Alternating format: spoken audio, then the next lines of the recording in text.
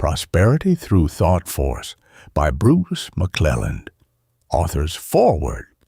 Less than 3 years ago, I was a poor bookkeeper earning $1,000 per year in a city where living on that amount was possible only by the strictest economy. My personality was buried in a sea of worry, anger, suspicion, and hatred.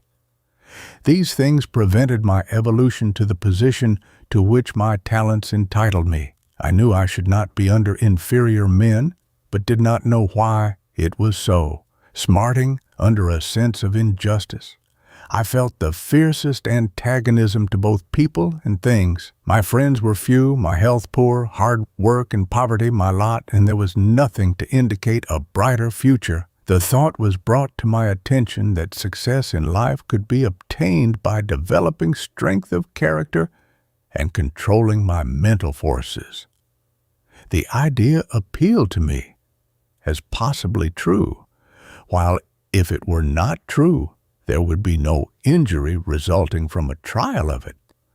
I worked vigorously to cultivate strength of character, constantly suggesting courage, peace, force, and decision.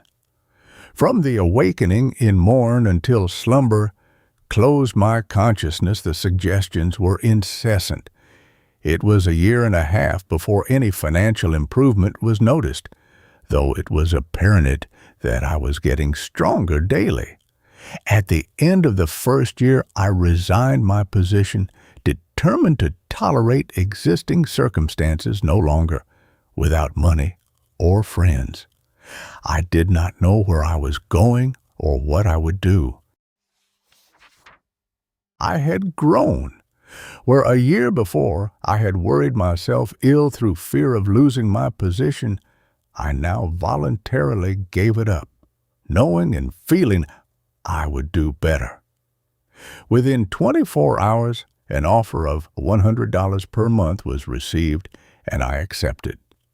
In 6 months, my salary was advanced to $1,800 a year, because I was the right man in the right place and had, during a crisis in the business, in the absence of the manager, dared to assume authority and act independently with a successful outcome.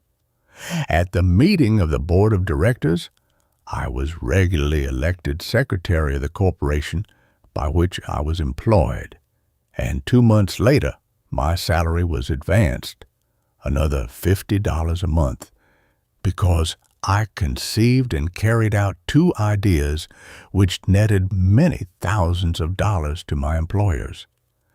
At the end of the 2nd year of self-suggestions, I resigned and, without capital, opened an office for myself. I was given credit for over $20,000, mainly on my record of past dealings. These things were attributable to the fact that those who had dealt with me had confidence in my judgment and honesty. They felt the radiations of honesty, ability, and judgment from my mind.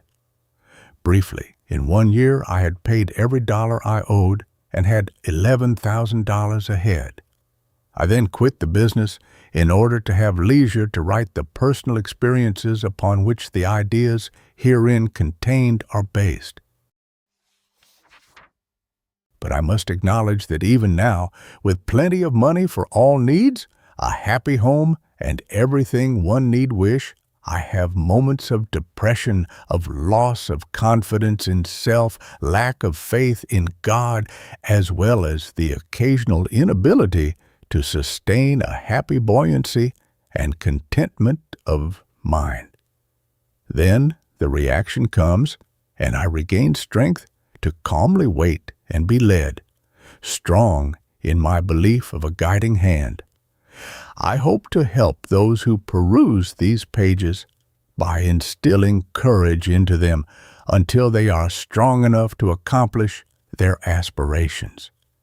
Readers will not find this a tale conceived in a fantastic moment of idleness. The writer dislikes to parade the sanctity of his inner life to the gaze of those who mayhap cannot understand. But this work may be the means of bringing someone out of the gloom of despond into the happy light of developed courage, where he or she may calmly face the world in adverse circumstances and, by rising superior to environment, acquire happiness, peace, and independence. Bruce MacLelland, New York, January 1904. The above was written 3 years ago. In the light of retrospection, I can only add it is grandly true. Every principle set forth in this book is based on scientific truth, all are provable from the hypothesis set forth. I moved to Oklahoma, beautiful land, where amid sunshine and flowers we rubbed shoulders with cowboys, Indians, regular soldiers, gamblers, farmers, businessmen, and trappers thrown together in promiscuous confusion incident to the settlement of a new country. If we want to work, we work. If play, we play. The exhilaration of freedom reaches its acme of perfection when, on a good horse, we fly across the prairies. I spend my life writing, reading, plowing, riding after cattle, making hay, harvesting corn and cotton, oats and alfalfa, and attending the county fair, by gosh. As to money, there's enough and to spare. Why spend one's life amassing a fortune? Look at the fun one misses. We are only here once. At least, that's all we know of now. Let's get money enough, then look around a bit and see what people and things are like. Bruce MacLelland, January 1907. Preface. In this little book I have written, in my own way, hot from the soul, what I know to be true. It is my book, pure and simple, written from the fullness of a spirit at peace, written for you because it will do you good and because I could not get it off my mind until it was written. There are many things omitted which should have been included. They may be given to you later if the general ideas benefit you, make your life happier. I am content. If you feel antagonistic to its teachings, I await your censure. If it conveys a truth, opposition cannot kill it. If not truthful, it will die a natural death. Its future will depend upon the call for it. It was written solely to gratify the desire to tell others what has been of benefit to me, and as such, I leave it with you. Introduction. During the progress of my life, some things worth pondering have come to my observation.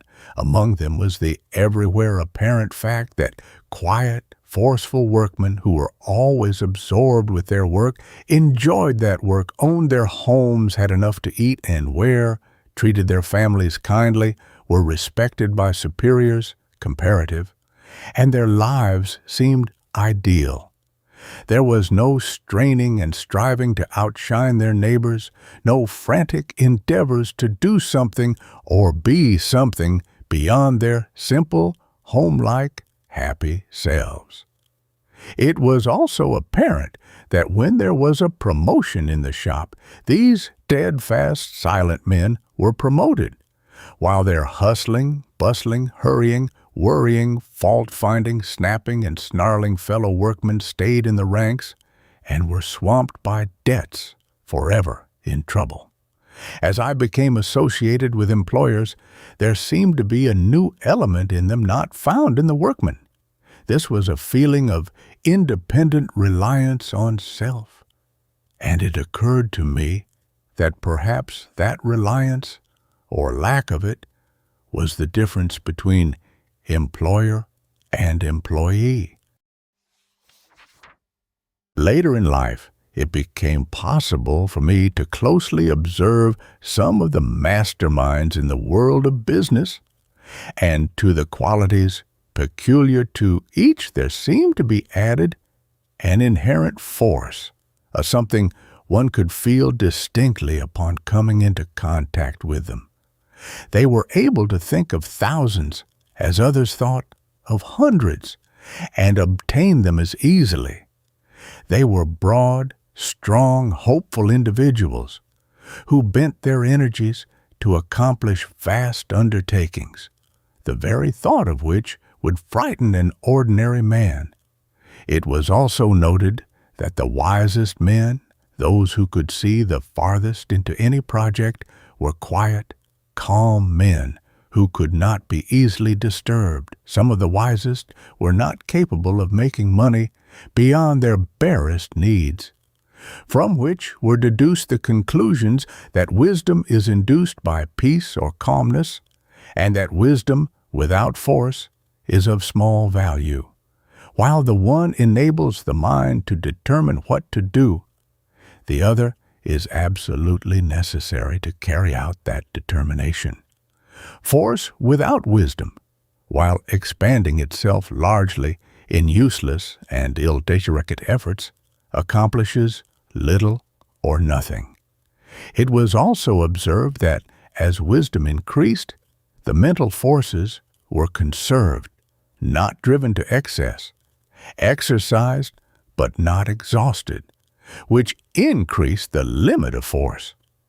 Accordingly, one possessing wisdom and a slight degree of force could, by properly directing that force, accomplish more than one that had greater force and a less degree of wisdom.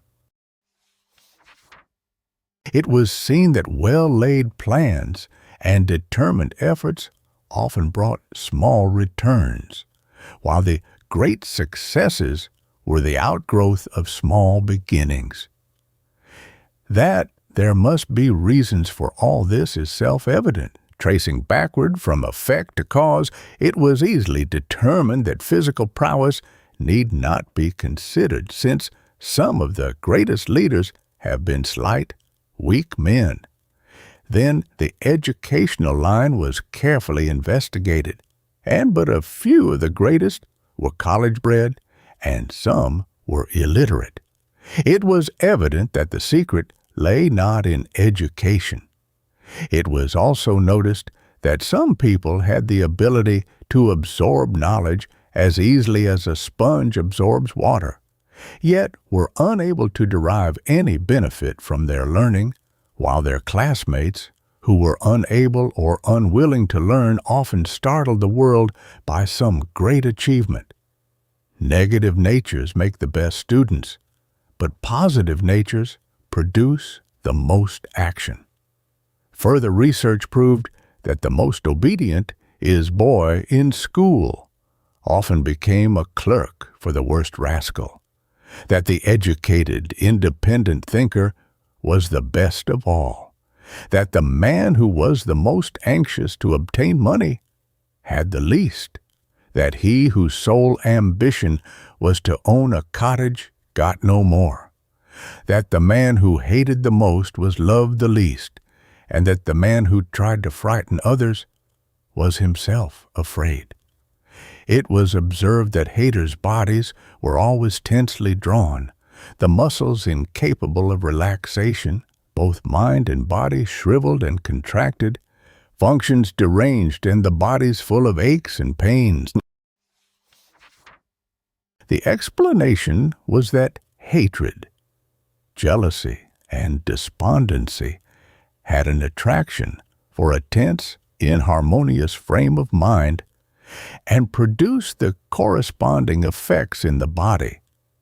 It was also seen that successful men went in herds, and unsuccessful men did likewise, but in different herds, that the man who could swear the loudest would run the quickest, that what constituted success to one was failure and humiliation to another, that one man would become a victim to circumstances while his brother laughed at surroundings and suggestions and sailed on, that some men talked of doing great things while others just did things and said nothing, that talkative people could not stop their chatter even if they desired, that silent men could talk more interestingly than the talkers, that any line of business was a medium for an accumulation of wealth to the right man. All these things led us to believe that neither the size of the man nor the learning he possessed had anything to do with the accomplishment of his object, but that, instead, the condition of his mind, coupled with the desire and expectation of success, seemed to attract everything to him. Then followed considerable research into the psychological makeup of the human mind in order to determine whether our friend Cassius was right when he said, "The fault, dear Brutus, is not in our stars, but in ourselves, that we are underlings. And if so, wherein lay the fault?" The study of mental language and power of suggestion showed clearly that confidence concerning one's ability to do could be developed, and that the belief made the doing possible. Its demonstration of thought projection opened the way to the realization of the fact that thought is a literal element, and the study of self demonstrated that know thyself is the deepest and best advice ever given to mankind.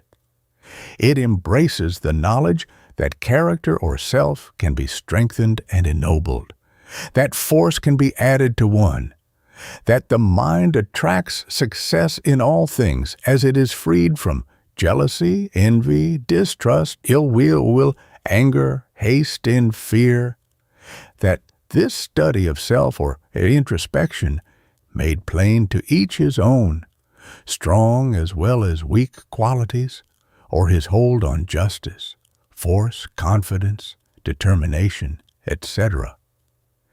East India philosophy taught the value and power of the imagination, that one grows like whatever he thinks of himself as being, and is literally what he thinks or what he thinks himself into being.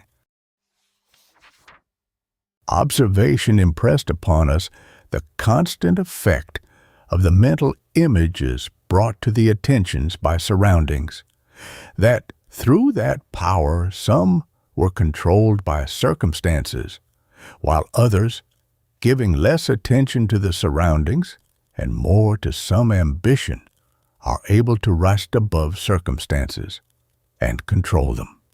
We mean that a child raised in poverty is always in touch with poor people, sees in their homes, as well as his own, only the bare necessities of life, hears how hard it is to get money, knows his father must work hard for little wages, wears poor clothing, and conforms to all the life of the poor until it becomes a part of him.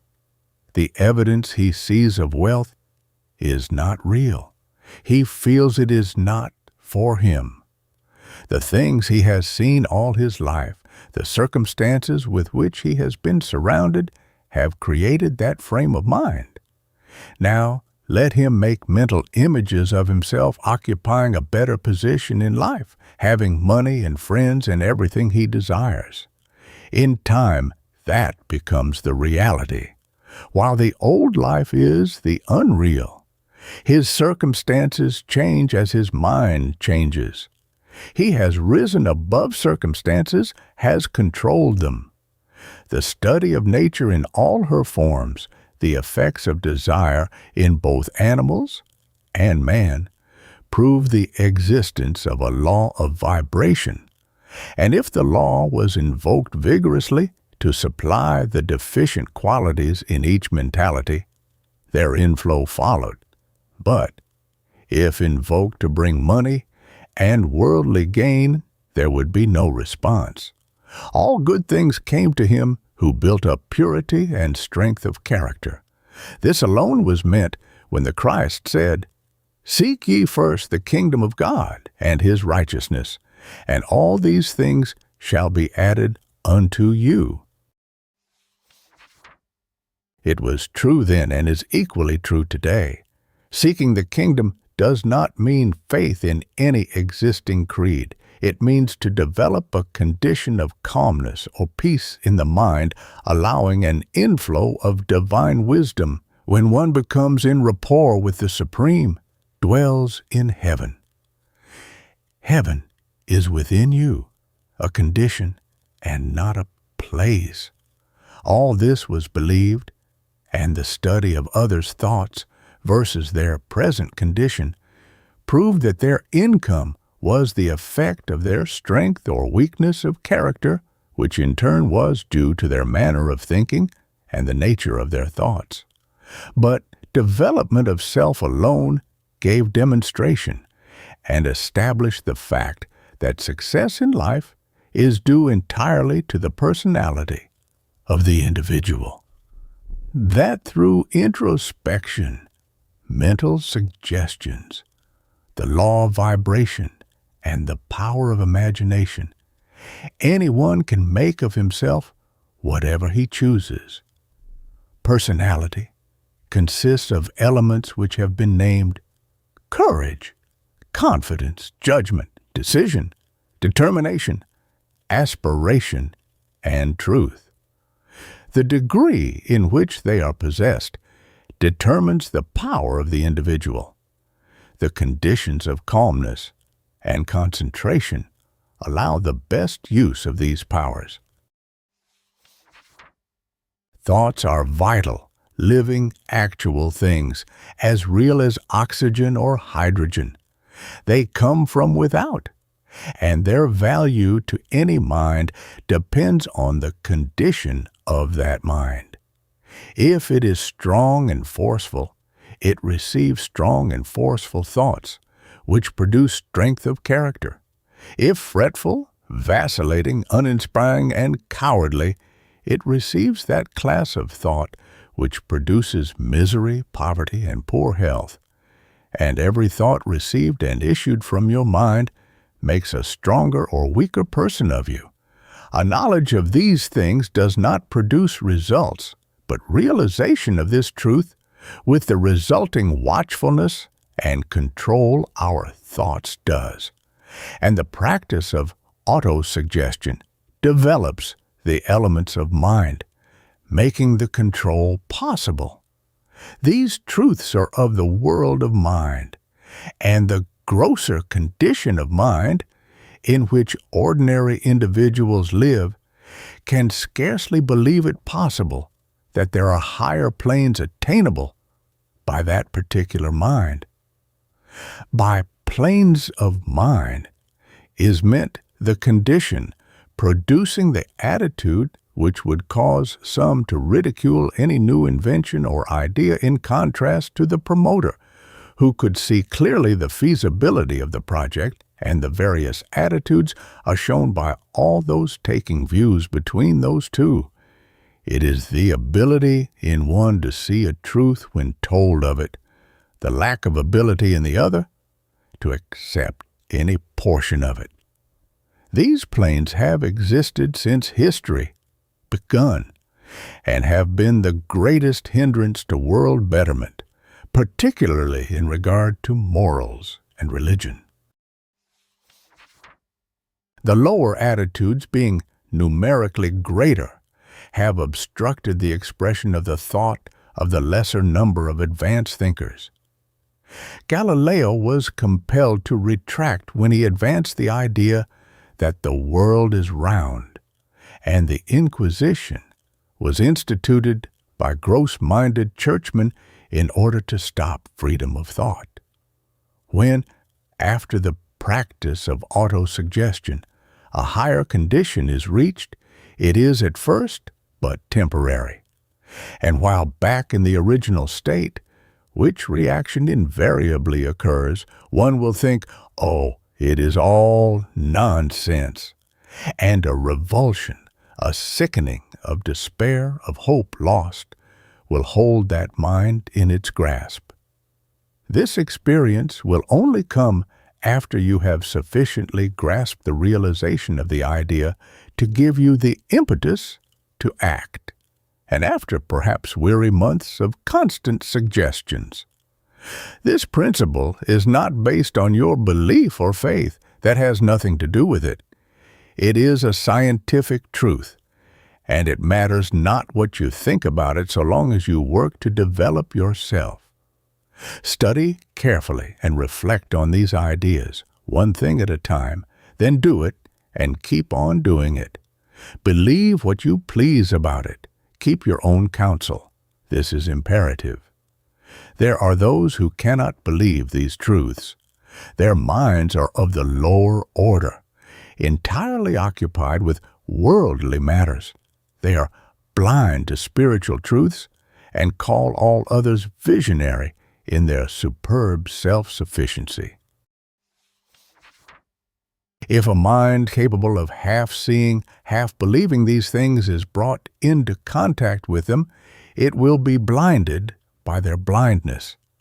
And since the lower order of mind predominates, the volume is on that side, and by telling others of our beliefs, when the first wave of happy enthusiasm strikes us, we are apt to wreck our own lives by first inciting and then being overwhelmed by their antagonism. But if we keep still and work to develop strength, courage, power, force, push, goodwill, etc., we shall become strong enough to stand on our own feet, in spite of any and all. When the author was a little lad, blacking boots on the street of his native village, someone asked him in a crowd what he intended being when grown. He honestly and earnestly replied, "An attorney," whereupon an ignorant and loud-mouthed buffoon gave a guffaw and said, "You, a lawyer," then laughed immoderately. The crowd laughed. His child's soul shrank within him. He gave it up. Not until now has the opportunity occurred. That guffaw cost him 30 years out of his natural vocation. Keep your own counsel. If, however, there are those among our friends who need these truths for their own welfare and are capable of accepting them, by all means tell them. But do not cast your pearls before swine, for they will turn and rend you. Be not afraid. Do your duty each instant. Do it as well as you can. Hope and expect better things, and your success is assured. The hostile action of the combined powers of earth cannot stop you. You are supreme in your own personality. Practice economy, but not stinginess. Freely spend your money for needed things, but everything wanted is not needed. Chapter 1. About yourself and the law. Your fortune, or lack of fortune, is not the result of chance, but of your observance of certain fixed laws. You may not be aware of acting in accordance with sharply defined and active principles, but you do and always have so acted. You make your own misery, you make your own unhappiness, you make your own poverty, all by the attitude of your mind, which is the result of the reflex action of your past thoughts. But you say, "I was born that way. I was always impatient, worrying, anxious. I cannot change it." Yes, probably you were. But you can change it, unless you determine you cannot and do not try. If you do, that settles it. No power whatever from God or man can do anything for you when you assume that attitude. Your character, the will that impels you to be indignant at one thing and pleased at another, has been formed as it now is by parentage and the thought aura which surrounded you. It constructed a motor, the subconsciousness, on which one electric current of life acts, while an equally strong current of different construction has no effect. The current incapable of being useful or harmful to you would be received by another, and the one affecting you would make no impression on him. This is due to the different construction in your mentalities. The one may have been calm, and this will produce wisdom. The other, harebrained, and this produces foolishness. And the one or the other predominating in you brought you to the present condition through the attractive power of your mentality. A man is the product of his ancestors' thoughts and conditions. His present condition is the result of past thoughts. His future condition will be the result of present thoughts. Your mind is that all-permeating life which holds the atoms composing the body together, sends the warm, sparkling life blood surging through the veins, renews the tissues, and, if withdrawn, would leave the body, inclusive of brain, a cold, senseless mass. Mind is not entirely in the body, but acts on and through the body, both consciously and subconsciously, and determines the status of the individual. By mind, we do not here refer to the brain, which is as truly a portion of the body as are the nerves, muscles, and sinews. Conscious mind is the intelligent recognition of self. This will be read by your conscious mind. Conscious mind is positive in its relation to subconscious mind and controls your thoughts through desires, and literally builds into your subconscious mind that of which you think. If you are deficient in courage or any other quality of mind, by dwelling on thoughts of courage or the other deficient qualities, through repeating the word which to you is a symbol of the thought, you attract to the subconsciousness the element desired, and by so doing build up your personality, thereby ensuring success in both spiritual and material matters, in health and wealth. Passions develop gradually through generations. A bundle of uncontrolled emotions, your present self, may have had its birth generations ago and been handed down from your ancestors through your parents to you. These may have been foreign to your real self, but grafted onto your nature through the aura of thought with which you were surrounded. This inoculation of success or failure, of health or disease, is not due to the spoken words or actions, so much as to the quality of thought coming from a parent's mind. If the parents are quiet and conservative in disposition, the child is very apt to be likewise. If restless, impatient, anxious, hurrying, which means cowardly, the children will be affected by it. They unconsciously receive the thought, and it becomes a part of them.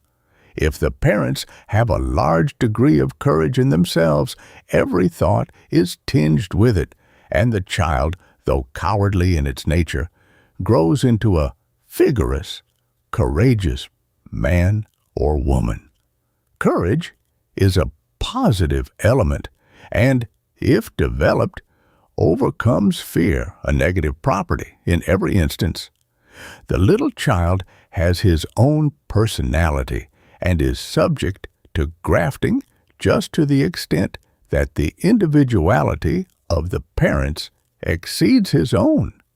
If receptive, he readily grasps the qualities of success or failure that are in the parents. If positive in his own individuality, he would not be inoculated with the parents' characteristics to as great a degree. This explains why some children are so different from others in the same family. This subconscious mind is a magnet of attractive and repellent qualities. It receives thought, a literal element, and sends it out, again reinforced in volume and intensity in proportion to the operating power of the will. It is attractive. in its relation to the supreme at all times and receives power from the force of nature. It is the operating force which gains health, fame, and wealth. It is the mind which enables a sleeping person to do certain things, such as climbing to the top of high buildings by the water pipe, swimming rapid rivers, and other actions impossible while awake. Subconscious mind has no volition of its own and only acts on suggestions from your conscious mind or the source of wisdom. If you say, "I cannot," the subconscious mind receives the suggestion, assimilates it, and it then becomes a part of you. This connects you with other despondent minds through the quality of your thought, and you feed each other with failures.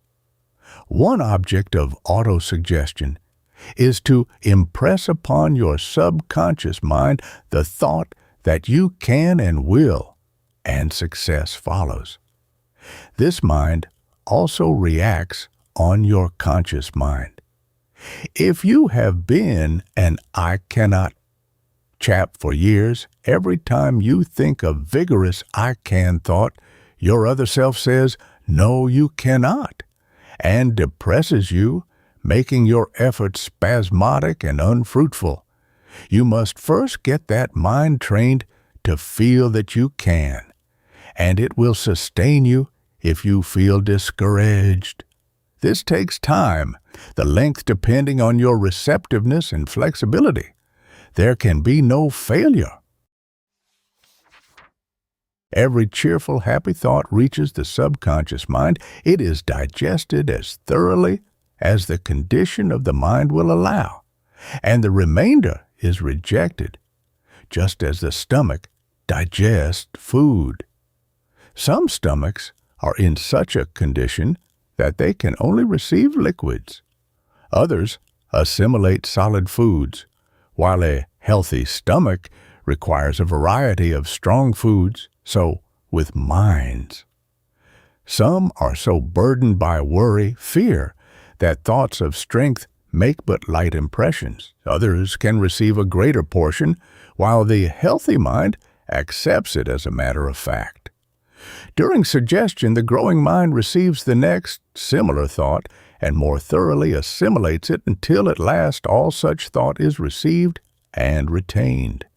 Then your progress is rapid.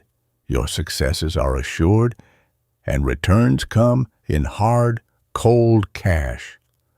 From that time on, you are working out accomplished facts, and you may tell your friends if you desire, although gush is detrimental and to be avoided. So your mind is today your ancestors' power of love, justice, confidence, truth, determination, aspiration, and those other qualities which make up personality, increased or diminished by the kind of thoughts you have used during your life. And they are not names of an indefinable something, but the literal realities which compose individuality.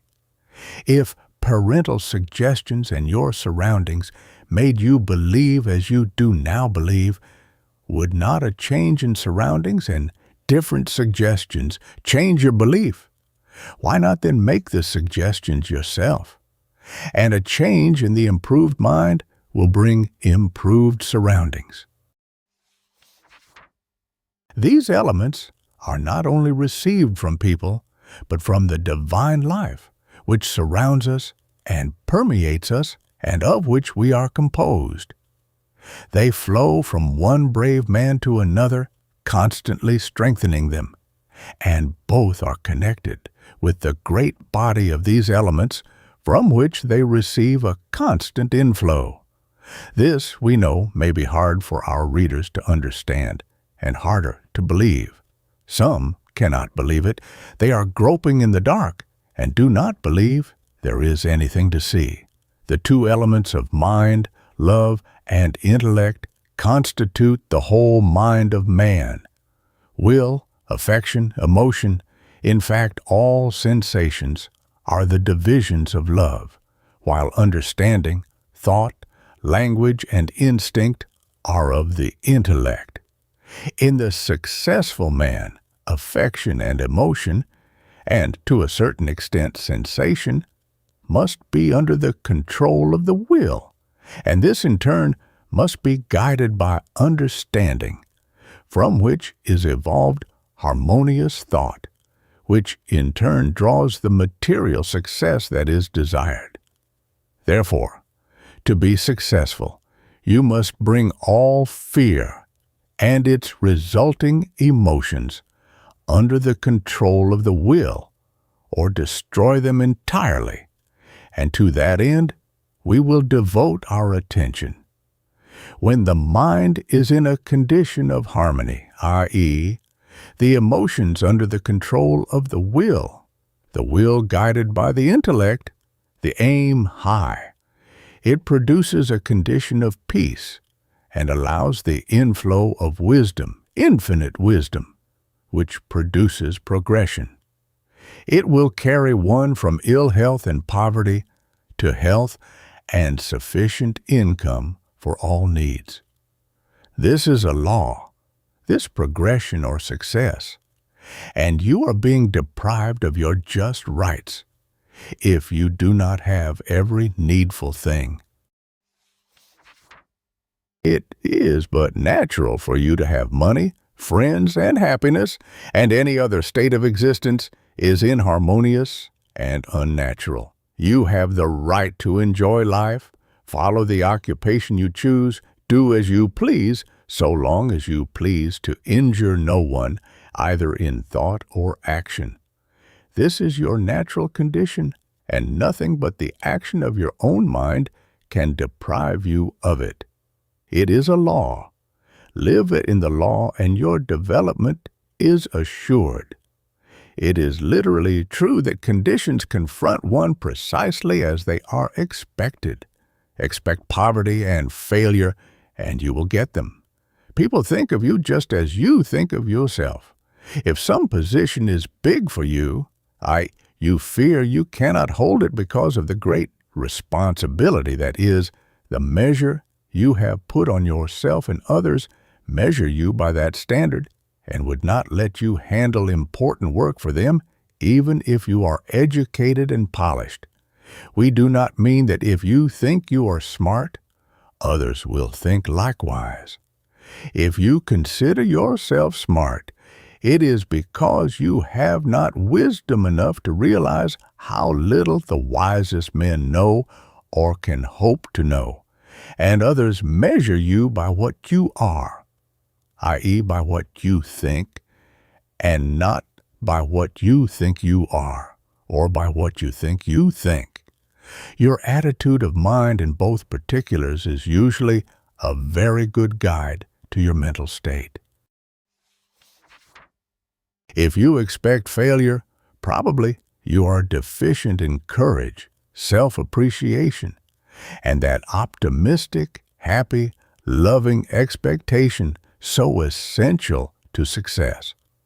Some have such a wonderful power and determination that they are successful in spite of all difficulties. But the better and easier way is to build up your mind so that it may expect ease, peace, happiness, health, wealth, and thereby attract them to you.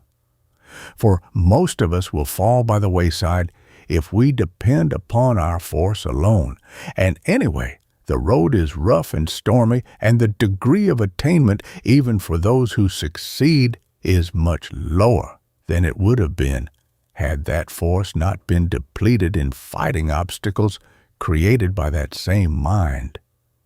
If you think you're worth little or nothing to yourself and the world, others think that of you. While the fact is, you have some talent, some usefulness, some little niche to fill peculiar to yourself, and no one else can fill it for you.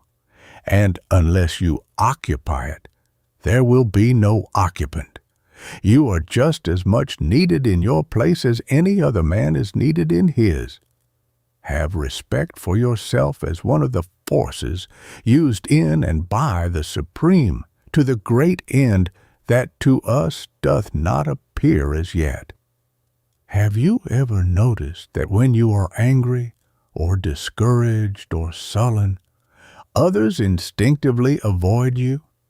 That you see every other sullen man or woman with whom you come in contact, while a good-natured, jolly person is apt, very apt, to escape your notice altogether. That is due to the attractive force of mind.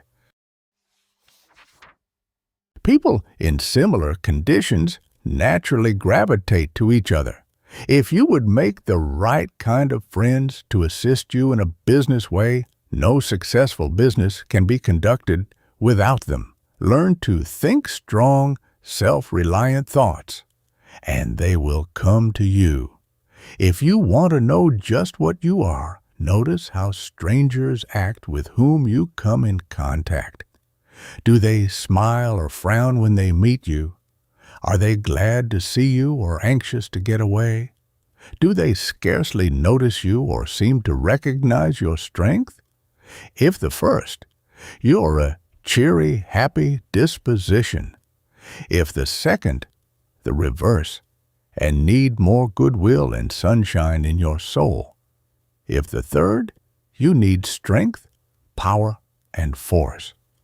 If the last, you are equally as strong or stronger than they, and your degree of strength can be determined by their force of personality.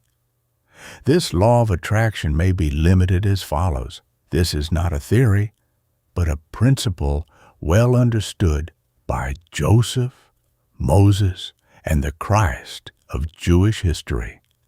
Parts of that history, called the Bible, contain a true explanation of the power of mind. These qualities will strengthen your mind to such an extent that you will attract to you all good things.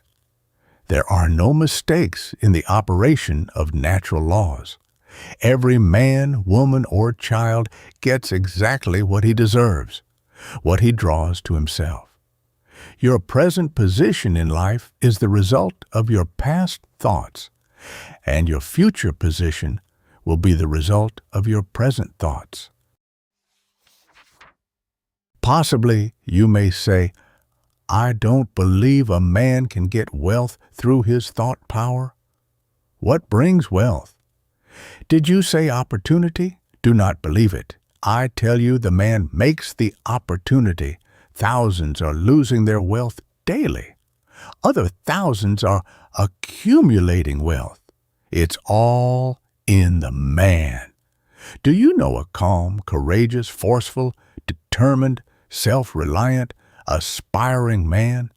If so, what is his financial condition? He is beyond need, must be.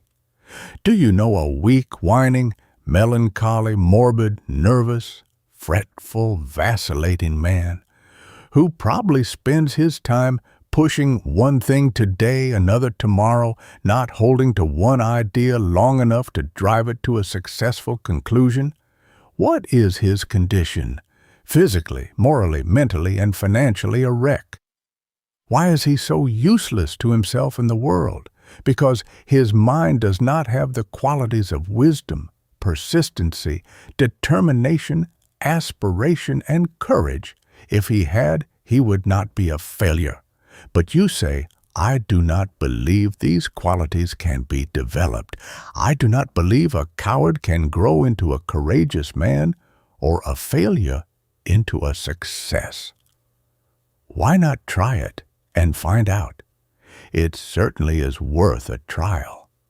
Your progress may be slow at first, but remember and realize, if you can, you will in time, that you are actually speaking to the source of all wisdom, which is prayer, not saying prayers. Also, remember that a lifetime and more has made you what you are. An immediate transformation is impossible. Your mind at this moment is connected with other similar minds, and each reacts on the other. If yours is strong, forceful, and courageous, it mingles with that class of mentality, sleeping or waking, constantly invigorating and renewing everyone with whom you are in touch, while they send similar strength to you and all draw through the attractive force of mind the same qualities from the source of power. If weak, get into touch with strong minds by building up your own. Then they will send strength to you, and you will cease to starve on the weak elements now received from minds of your present caliber. That principle is demonstrated by the fact that a stranger in any city gravitates toward people like himself. He finds his level. Can you conceive of a strong, vigorous, successful man going among strangers and mingling with despondent, unsuccessful people, or one of the latter class, finding congenial friends among the first mentioned who would value his friendship and company? Wherever a person is, he or she associates with similar people, and this must be an association of mind before there is any material friendship. Choose your company is a useless admonition. The person chosen might object to the choice. Improve the character of your thoughts, and you will naturally gravitate towards a better class of friends.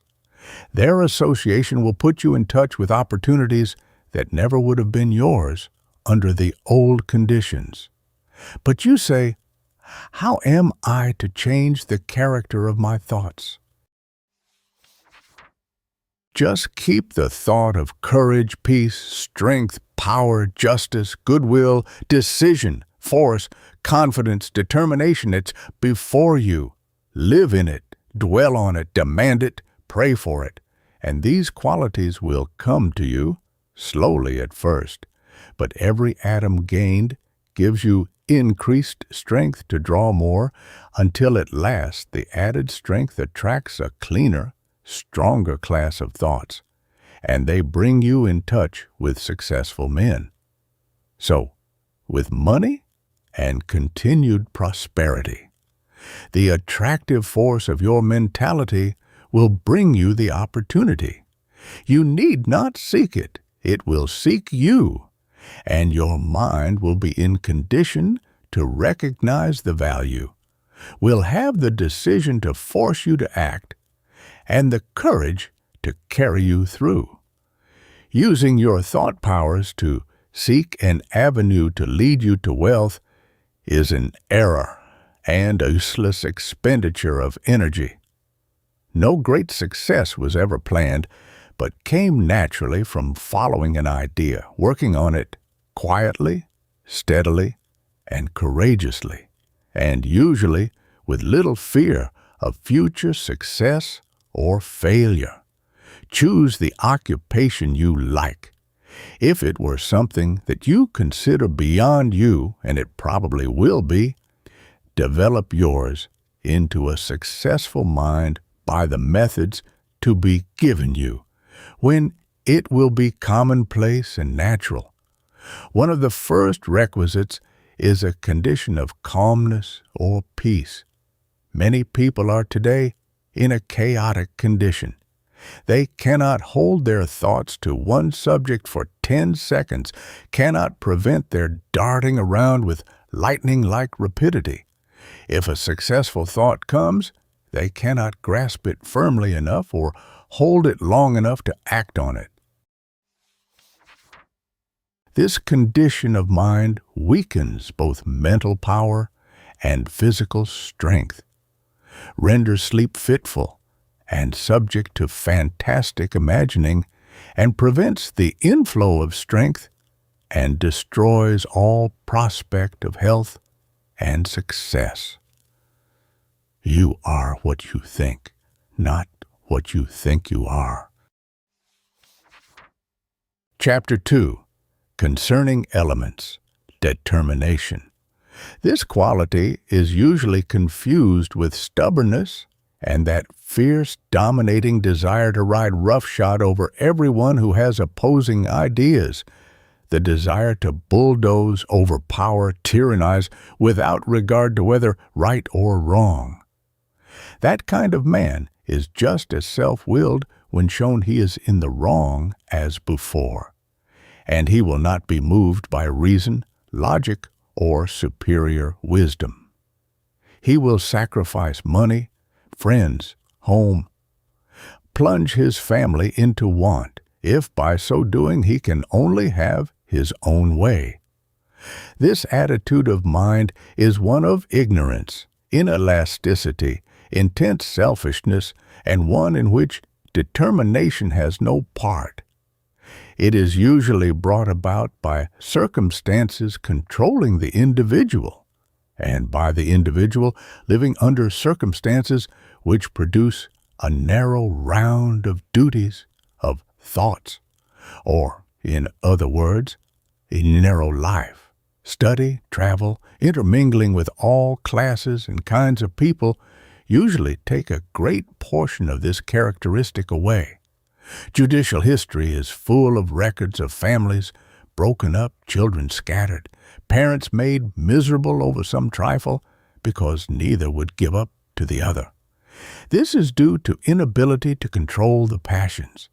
Those minds were not governed by determination, a quality which enables one to see the goal over a great barrier of obstacles, which makes difficulties but slight things, keeps the mind off trouble no matter how insistent, brings that condition which never knows when it has been defeated.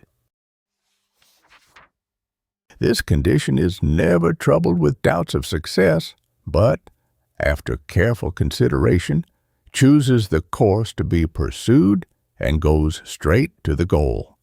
It readily adopts any suggestion better than its own ideas, which will enable it to avoid trouble. The determined mind does not rush pell-mell along, does not try to force things, but is content to wait, if waiting will sooner bring results. It avoids obstacles, makes friends, seeks the easiest possible road to the goal, but never loses sight of its purpose. It is the determined mind which calculates, reasons, seeks ideas, uses those which seem better than its own, and at last lays its plans and cannot be diverted from them. This quality, well developed, produces the desired result in any line of effort, and a mind endowed with wisdom enough to first choose the best method of endeavor and the highest goal can with determination reach that goal. This quality can be developed by thinking of yourself as persistent in the one aim and a purpose, by not allowing others to determine what you shall do, by not mentally ceasing effort when obstacles interfere, by repeating the words either verbally or mentally. I am determined. I have determination. I shall succeed. Until the quality is developed in the subconscious mind, when it becomes a part of your personality. Then the jaw will grow square, the flesh firm, the look steadfast, mild, and even. The body expresses just what the mind holds. Indecision and a lack of vigorous life are evidenced by the loose and drooping lower jaw, the vacant stare, and ambling, uncertain gait. Some people think they are determined when they are only bullheaded. Concentration. Concentration is a condition of mind rather than an element, and may be imposed through the thought atmosphere of the parental surroundings, or it may be developed through the action of the individual mind. This state of mind is an essential attribute of success.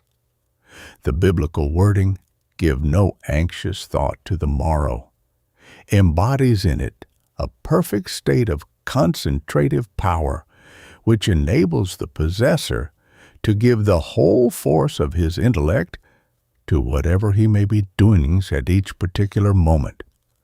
This enables one to do well whatever is being done, and constantly adds, through the attractive power of the mentality, to the force of personality embodied in that particular individual. By holding the thought of concentration and by building it up through the methods already outlined, your strength of mind and force of personality will constantly be increased. And, on the contrary, if one lacks the power of holding his thought entirely focused on one subject about which he desires to think, the full power of the mind cannot be given to that subject. It is like trying to do 2 or 3 things at once, and as the mind has ability to do only one thing at a time, it is overwhelmed by any constant strain and does none of the things well. The law of attraction holds good, and just in that degree in which we lack concentration, we draw more and more to us the elements which tend to increase this deficiency in focalizing. To him that hath shall be given simply means that one who has any quality of mind also has the ability to increase that quality. It will grow in him, and to him that hath not shall be taken away even that which he hath. Is the opposite. That is, one loses whatever concentration power he possesses by the force of attraction which constantly adds to the hurrying, scattering condition of mind. But one says, "How will concentration help me to get a better position?" Or another says, "How will it bring business to my store?" Just this way, you're instructed to do a certain thing, say, construct an important business letter, which you do as well as you can, but your rattled brain, slurring through it, leaves out some important sentence which afterwards involves the firm in litigation. Do you suppose that you stand as well with them thereafter, that your recommendation will have the same ring, as though you had been able to give your best attention to the letter and been able to use your wisdom and foresight in its construction? Would anybody be so apt to seek you for a trusted helper in some big undertaking in the first case as the last? What is here advocated is the difference between success and failure. Again, have you ever gone into a store to buy and found the clerk preoccupied, mind 1,000 miles away, and you have been compelled to ask a question 2 or 3 times before getting an answer? Do you diligently seek that clerk the next time, or do you go elsewhere? That's the how. Every family has a thought atmosphere, i.e., qualities of mind such as courage or truth, which form a mental lake, as it were, and all persons coming into its proximity can feel its action upon them. Have you ever been in a household where you felt uncomfortable and was glad to get away? Where you did not like to go, felt the repulsion at the suggestion of a visit?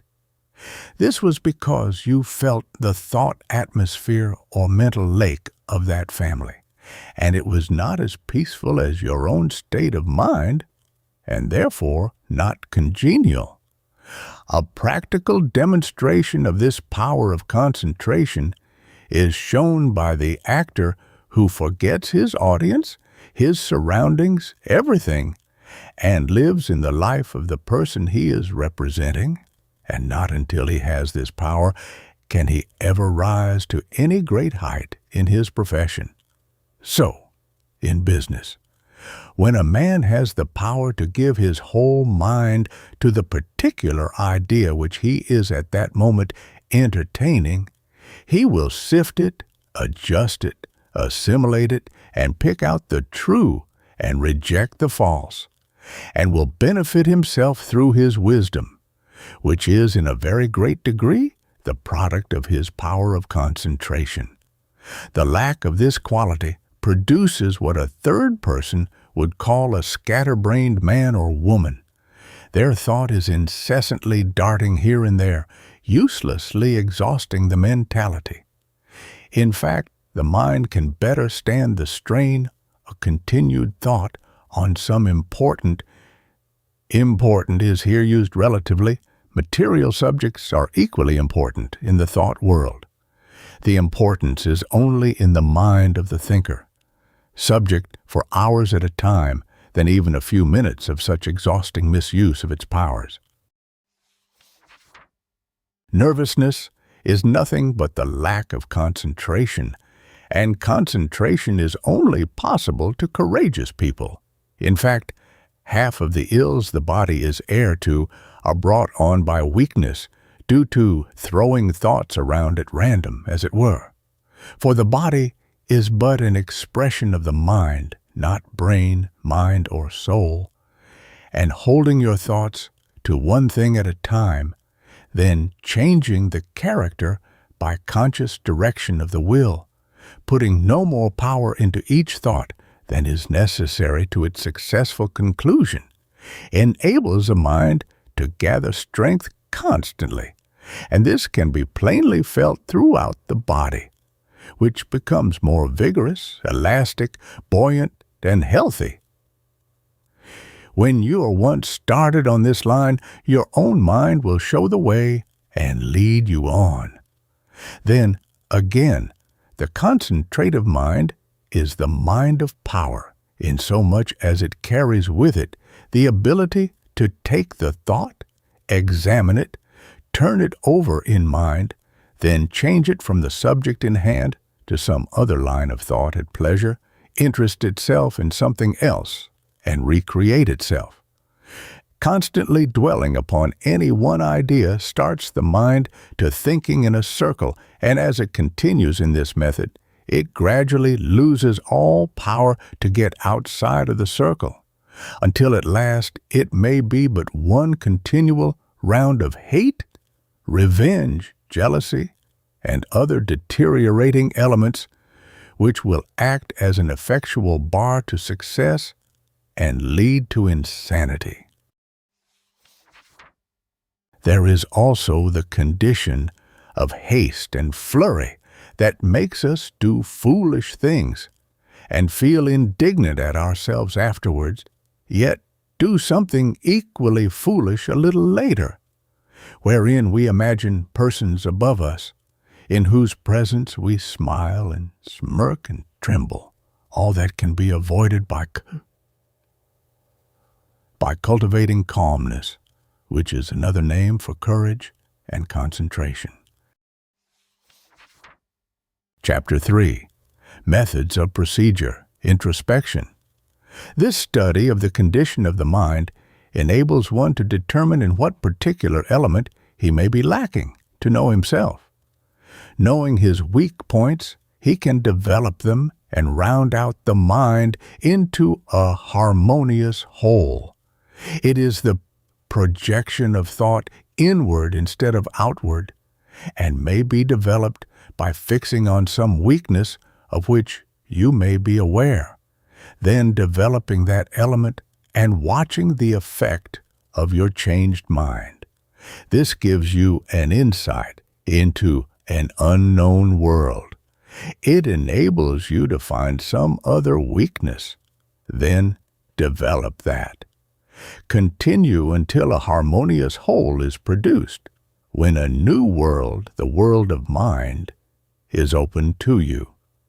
A man's actions under any set of circumstances can be clearly outlined by his facial expression, gait, and bearing. Human nature becomes an open book. Your friends, a most fascinating study. The endless pursuit of money and pleasure gives way to a happy contentment. Your soul is satisfied. From this one reaches up and on seeking the infinite life. The whole man, both soul and body, becomes thrilled with it. You realize the oneness of all. and know you will always have enough and to spare. A young man in our employ said to me, "I cannot hold my position under that superintendent any longer. He is gruff and surly and insults me." I said, "Young man, go to your office and concentrate on your work and learn to put forth more energy and tell the truth." It was the exact trouble, as Mr. Roth, our superintendent, afterwards told me. He immediately informed me that he was an ideal man, worked exceedingly hard, and had never told a falsehood in his life. We let him go. What can be done for such people? Blind to their own faults, they see their reflection in everyone else, and it is always the other fellow who is in the wrong. If you are not in harmony with your surroundings, look inside, not outside, for the cause. Every characteristic of a man is written on his face, is shown by his bearing and his gait. Liars are all cowards. Chapter 4. Autosuggestion. The value of mental suggestion as regards the subconscious effect was explained in a preceding chapter. The effect produced is not to make you believe you are different from what you are, but to educate your subconscious mind, which now is what has heretofore been suggested to it through sight, hearing, and associations, and thereby make you different from what you are. It is a question of being, not believing. We will take the element of courage in illustrating the actual method of autosuggestion. Let us suppose you are deficient in courage.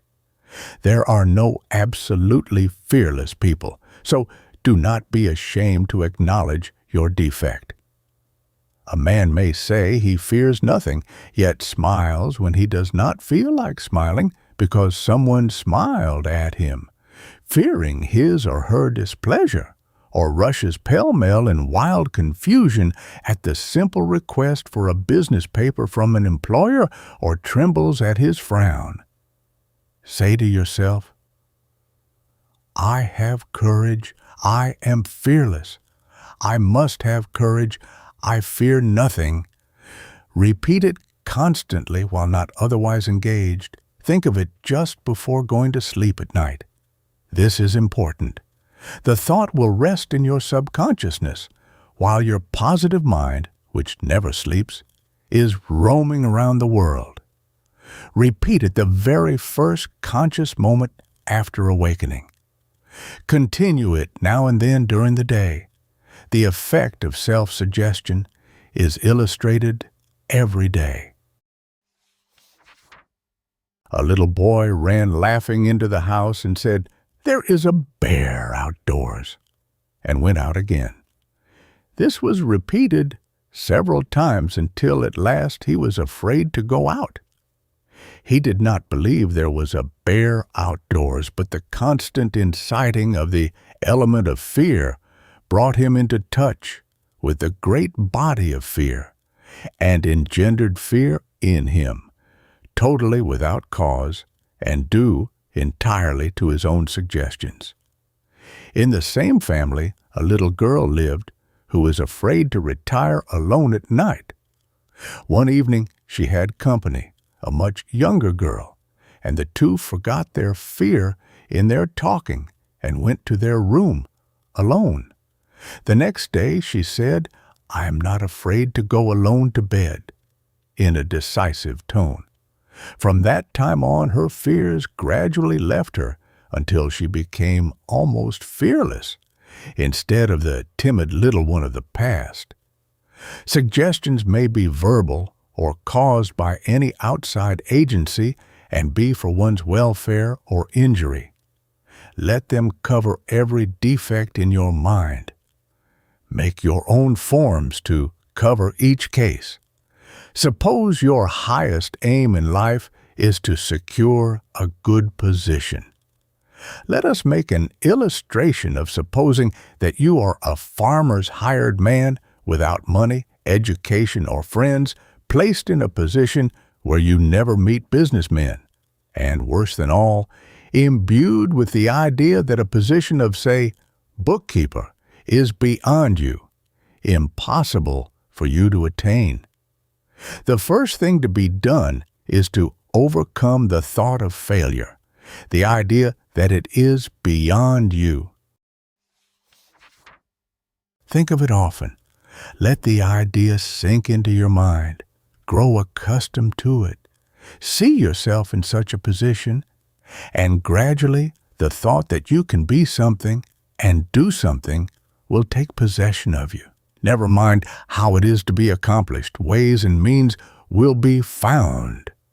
Do your present work, humble as it may be, as well as you can, and give it your whole attention.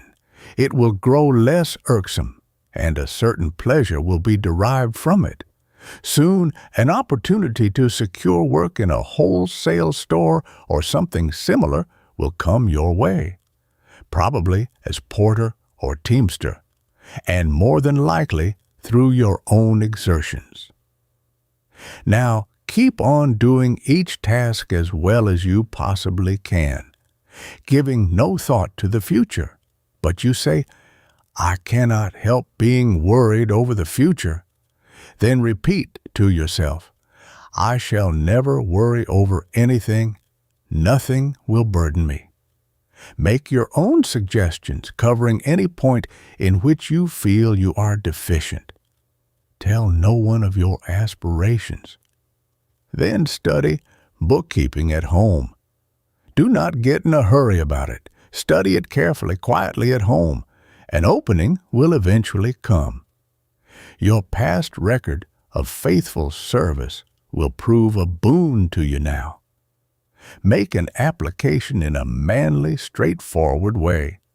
If you feel faint-hearted about it, say to yourself, as before suggested, "Confidence. I must have confidence." If this opportunity is missed, keep up the suggestions until you feel confident. It will come, and the desired position with it. This principle is applicable to any walk in life. The bookkeeper who aspires to be owner can employ it as successfully as the farmhand who aspires to be a bookkeeper. Suppose again you are a merchant whose business is poor, your shelves full of shop-worn goods, your soul full of rancor and ill will. Just reverse your thought. Stop talking and thinking of others' faults. The trouble is in yourself. Develop goodwill to all. See yourself in imagination as successful. Gradually, your face will beam with goodwill, and ideas for pushing your business will come to you. Your customers will enjoy dropping in. Others will come and stay. Success will follow. So, with any position or occupation, be the man. Build yourself into a man, and results will take care of themselves. Never say, "Die." Once the seed is planted, your progress must continue. Each strong, clean thought brings you nearer the goal. When you have brought your mind into a condition of calmness, thoughts will come to you.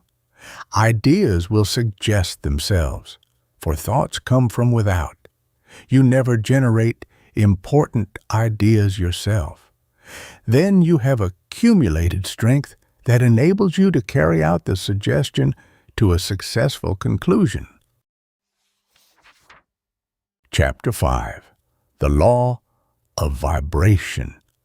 As has been previously suggested, the subconscious mind is capable of receiving impressions from the source of wisdom, and if it were not so harassed by restrictions placed upon it by the parents and by the conscious mind, it would be controlled in every action by the vital force of life. This force of life keeps in motion thought vibrations at all times, and the minds in unison with it can feel a joyous ecstasy which, entering the inner mind, sends a glow of health and strength through the whole being, both spirit and body, producing happiness for the present and confidence in the future. This force, through the power of thought vibrations, leads the individual into the pursuit for which his peculiar composition fits him. The longing one may have for a certain pursuit is this force acting on him, trying to bring him to his work. But the positive mind says, "It is too grand for me," or "I can never do it," instead of leaning on the guiding hand and being led. This being led is no small affair.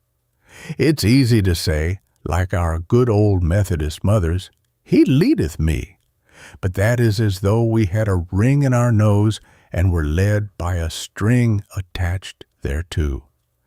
Being led means that we follow our inclinations, not repress them, that we choose the occupation we love, watch for the guiding voice within ourselves.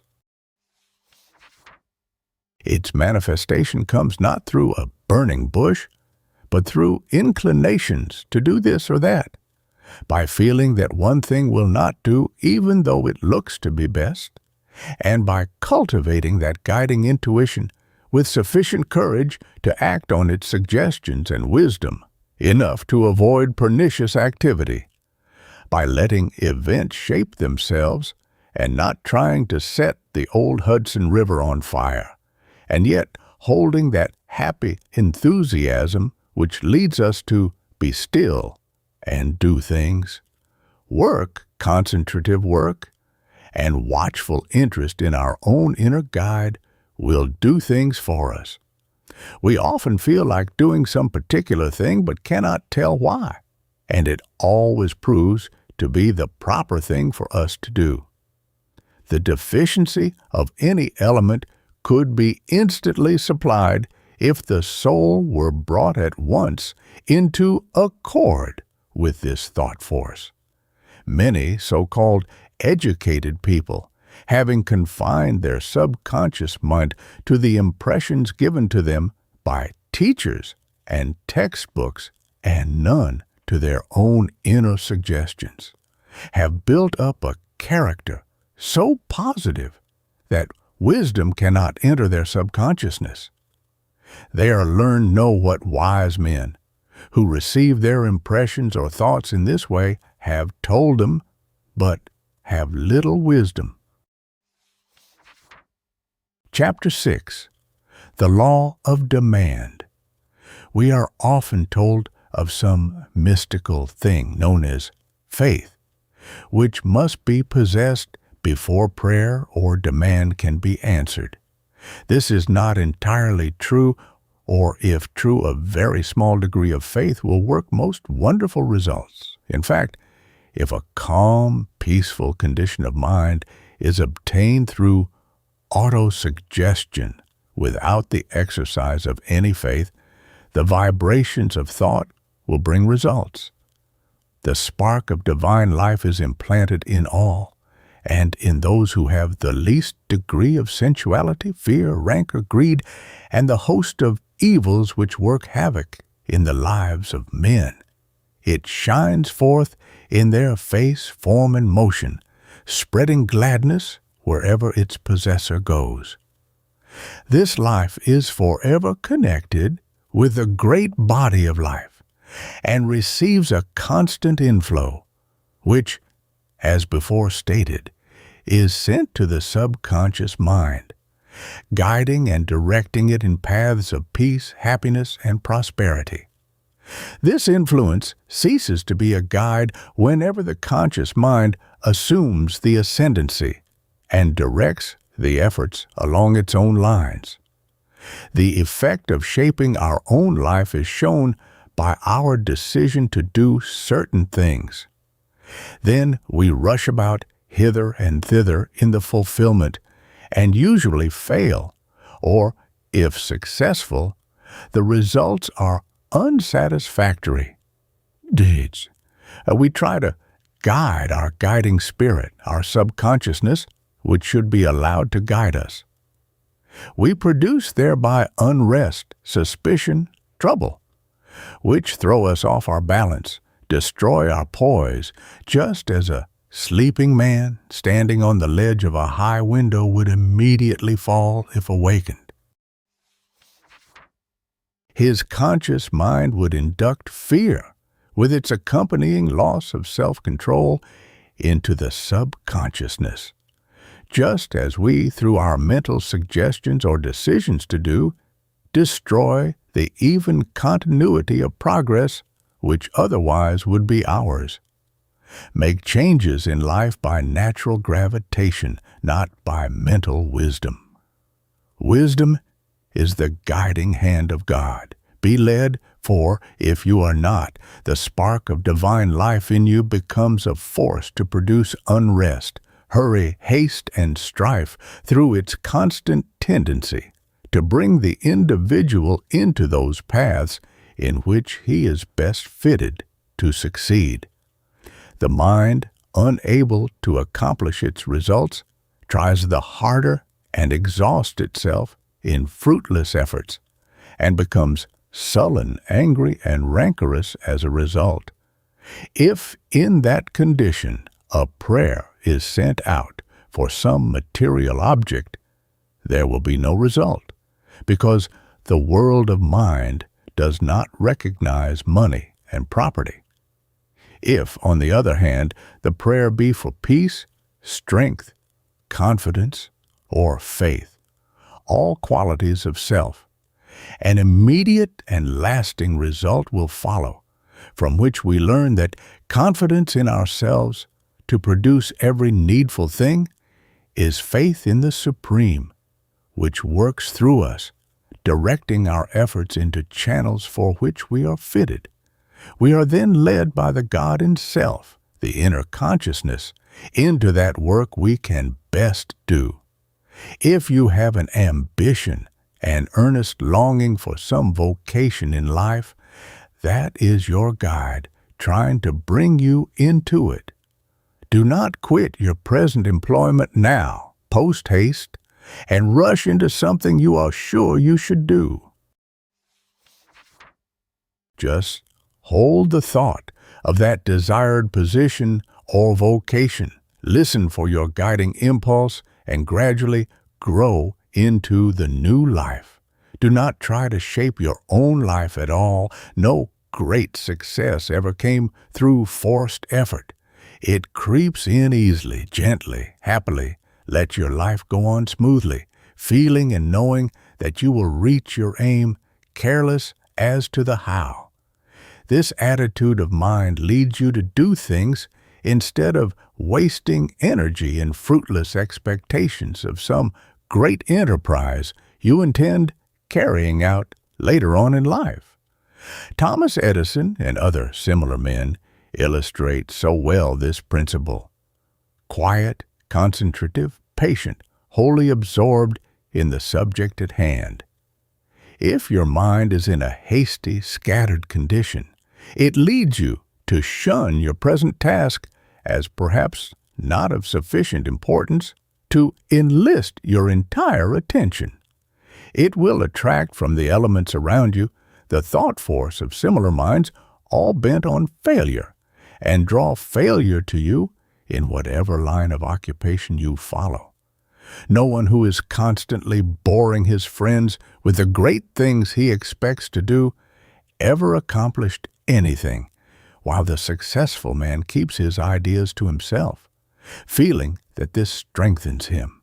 It comes about through that great law which does not allow us to know what the future has in store for us, teaching thereby that the true life is one of contentment with present surroundings, aspirations for the future, and faith in our ability to attract to us at all times all needful things through the connection of the God in man, with the source of all wisdom and power, and the attractive power of mind, to draw from that source all needful things as needed.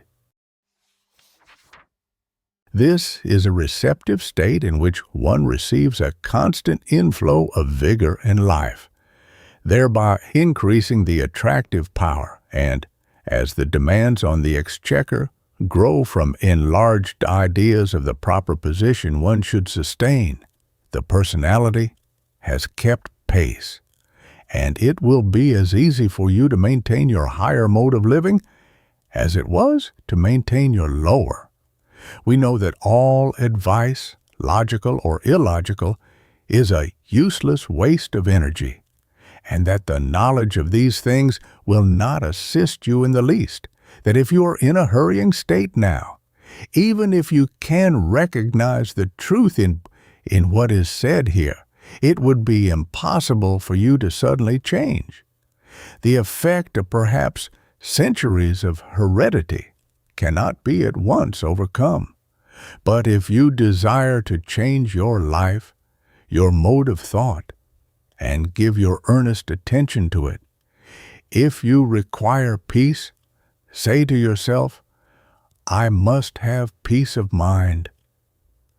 Think of yourself as peaceful. Demand courage. Fear is at the bottom of it, and it will grow upon you. After a time, you will find yourself becoming absorbed in some work, some study.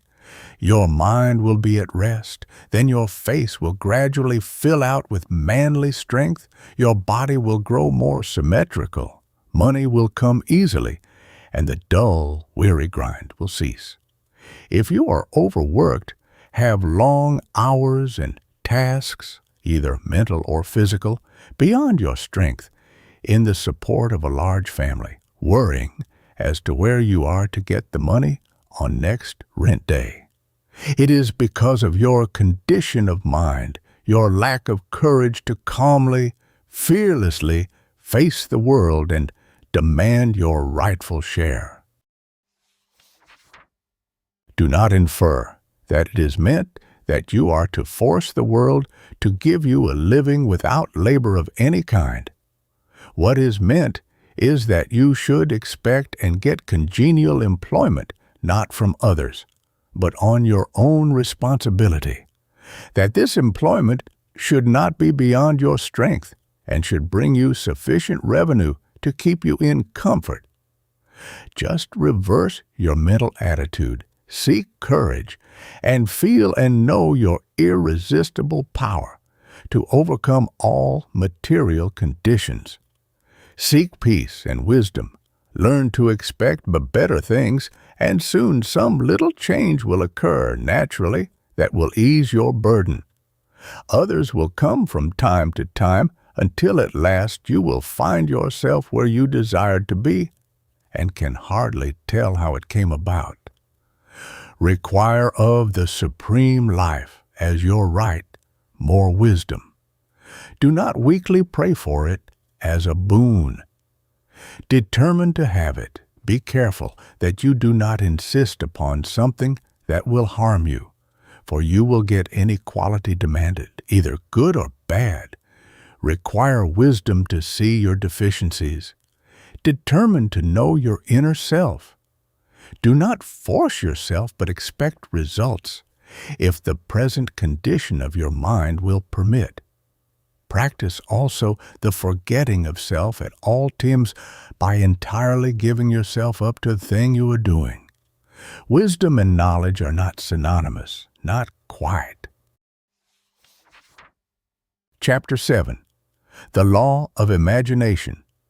That there is a law whereby we grow like whatever we hold in mind is but little known. This law governs every person and is in constant operation. Its effects can be seen on every hand by those who are not blind to its existence. There is a time in infancy when the mind is purely hereditary. It is undeveloped in its subconsciousness, a clean phonograph cylinder, as it were, ready to receive its first impression. The parents have given it potentiality and hereditary proclivities, and the first notice it takes of anything puts on the first impression. Thereafter, every time it takes notice of an object, a thought, an animal, additional impressions are added, while the thought atmosphere in which it lives is unceasingly writing upon it. Thus, the individuality is formed without the conscious effort of the child. At maturity, there may be much undesirable matter recorded. Fear and indecision may be a part. To put additional impressions in a lasting way onto the cylinder, it is necessary to first remove the existing matter. If the possessor concentrates his attention to the period in life prior to the first impression, he sees in imagination that period of life. It has a tendency to produce a condition similar to the one at that period. Persistently imagining will remove all early teachings and the effect of early surroundings, enabling the character to be formed by conscious direction as the owner wills. Every thought now makes a new impression. Let him see the symbol of the thought before him, and the cylinder receives an impression. Similar thoughts produce deeper impressions. Holding in mind the kind of person one desires to become builds the necessary elements into the cylinder or subconsciousness, and he grows into that kind of a personality. The jocular saying, "Think you are rich, and you are rich," which the opponents of Christian Science so often use, if changed to read, "Think of yourself as being rich, and you will grow rich," would, if backed up by the essential force of character and energy, contain some truth. On the other hand, force, wisdom, and energy will bring results without the power of imagination, which can best be employed in building those qualities into the intellect. The following article was clipped from a Chicago IL newspaper and speaks for itself. Vivid imagination kills a woman.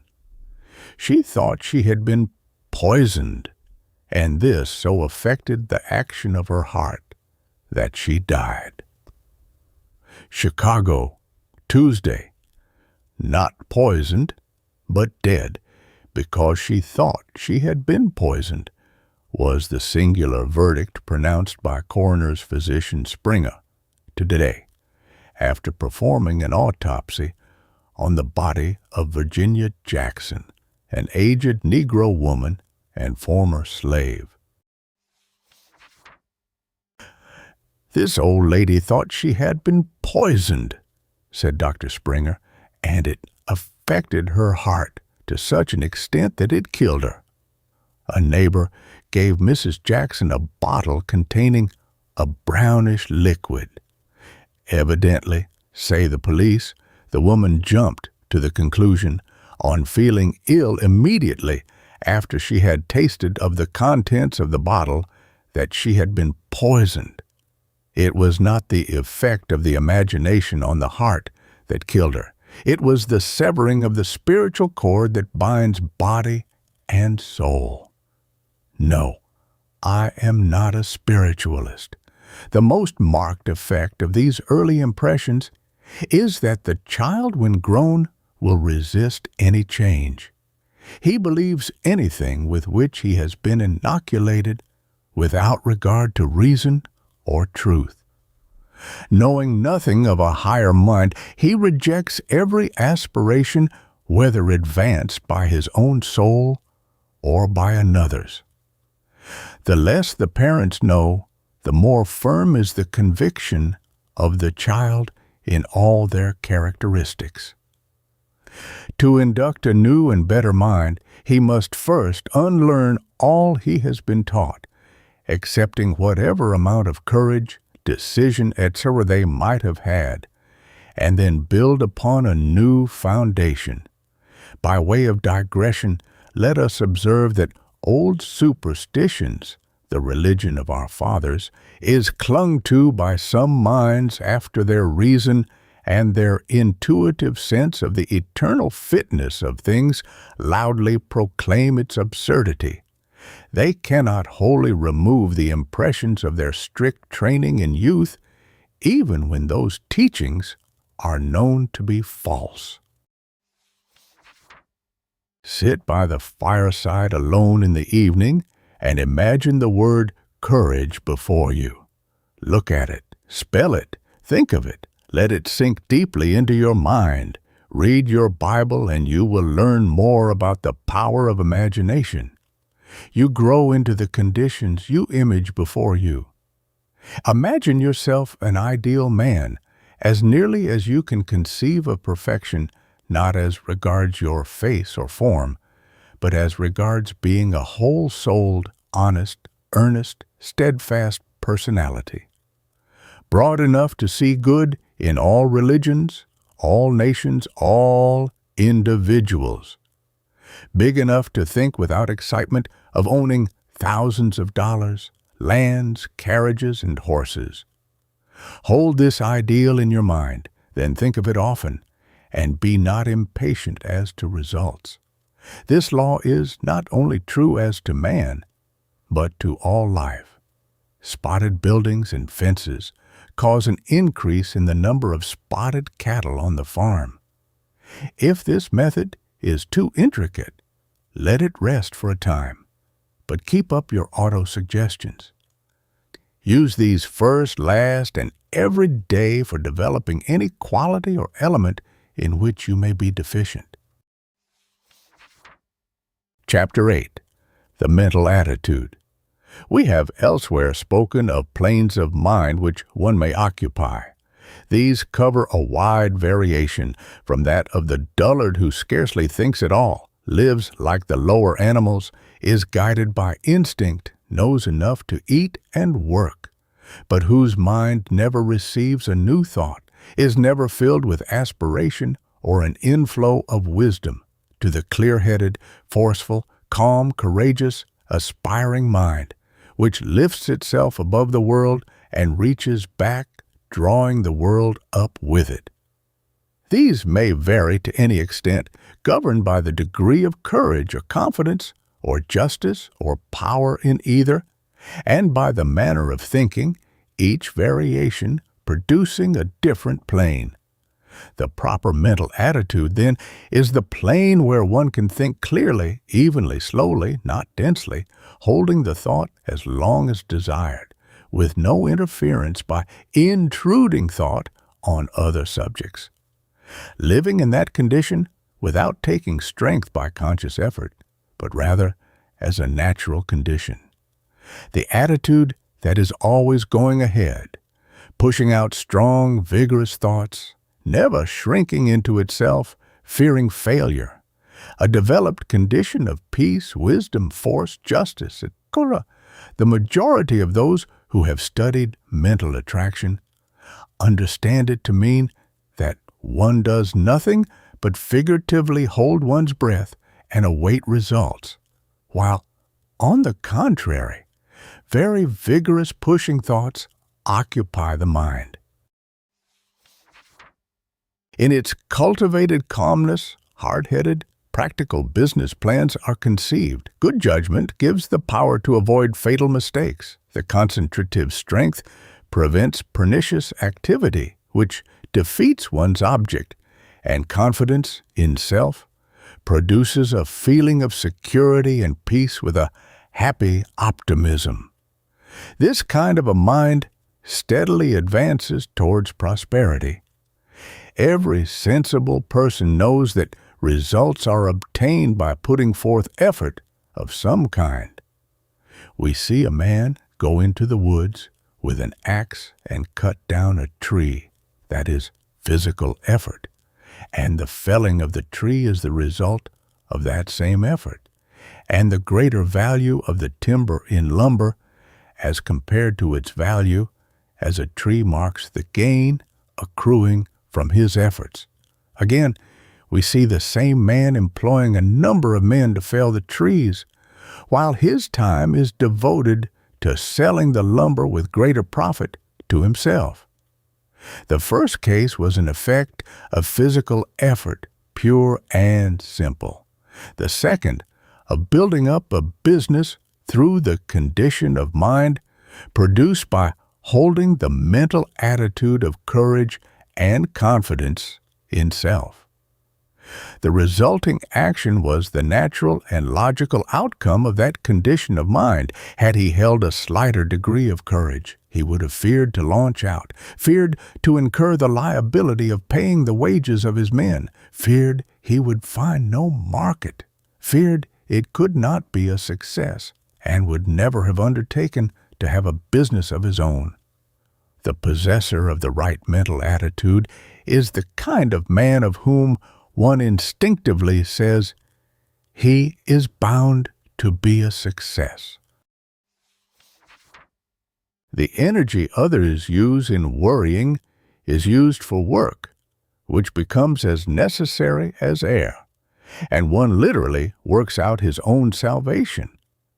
It embraces perfect self-possession, since self is lost in the absorption of the mind by the subject occupying the attention. There is, then, no fear of superiors. In fact, no thought of other people as regards their personalities, and no decision as to their goodness or badness, no judgment of any kind, nor any distraction by the 1,001 petty fears and worries governing ordinary souls. Never a tremble or doubt about the proper signing of business contracts or worry regarding their fulfillment. This condition, never excited, never angered, does not allow the excessive use of one's powers, for be it firmly impressed upon you that anger or worry or excitement of any kind produces in the mentality an exhausting rapidity of thinking similar to the effect of turning a full head of steam on an unloaded stationary engine, rapidly racking it to pieces. Anger, a species of insanity, increases the intensity of thought and seems to drive one's ideas promiscuously around without their touching anything, producing the same result as would be obtained by striking repeated blows at the air with one's clenched fist. The harder the blow, the more damaging the result. The more intense the anger, the more mental power lost. This angry condition of mind produces sickness of the body, taking form as sick headache, indigestion, etc. Some think it a sign of strength, but strength of mind lies in the power to hold an even temper at all times. The proper mental attitude not only allows the free and best use of one's abilities, but also increases material fortune by attracting the ideas which will push the business or furnish new plans for more acceptable lines, and by bringing one in touch with a more wholesome class of people. First, by one's strong thought, going out meeting and mingling with similar thought. Next, by bringing those on that plane into personal contact, when they invariably become respectful of the other and usually fast friends. This attitude is not some impossible visionary thing, but is held in some degree by every successful man. If this mental condition be cultivated, the attention being given to its development instead of to some business, the mind lives in a new world, sees everything in a different light. Opportunities for accumulating money, which before escape notice are evident on every hand. And it is realized that what one does is more important than how much one does. A single stroke of business often makes a fortune, and it is as easy for a strong man to make $100 as for a weak man to make $1. The only difference being that a broad-minded, forceful man goes out with that intention, while the little fellow as earnestly endeavors to make the $1 by part of a day's labor. Simply the difference in the way these men look at money. When one occupies a high attitude of mind in the seclusion of his home, he is attracting to himself the people who are high-minded. But when he goes out into the world, the lower thought of other people meets and mingles with his, and he loses his clearness of mind, brings himself down to their level. One should not open his soul to anyone, should not allow other people to dominate him or arrogantly assume the ascendancy. He must, to preserve his health and fortune, wrap the mantle of reserve around him, not by being haughty, an acknowledgement of one's own weakness, but by building up through thinking of himself as a being separate and distinct from all others, as occupying a life of his own, a distinct individuality. Then his friends will have more respect for his opinions and personality. Sympathy bestowed on others is only wasted strength. They hold all that is given like a leech and crave the more, since it sustains them while it is being given, but destroys their self-reliance and weakens the giver until, if persisted in, it would reduce the one to mental poverty and leave the other high and dry on the shoals of dependence, with no one strong enough to lean on for support. It literally amounts to giving oneself, one's force, away and getting no return. And since justice to all includes justice to self, it is a violation of the infinite law, the punishment being loss of force and the resulting lessening of the ability to care for oneself. There are, then, two people incapable of caring for themselves, two burdens on society where there was but one before. This does not imply that one cannot do a kindness or think goodwill to all. Only do not allow anyone to twine himself around you and suck your lifeblood away by constantly drawing sympathy from you.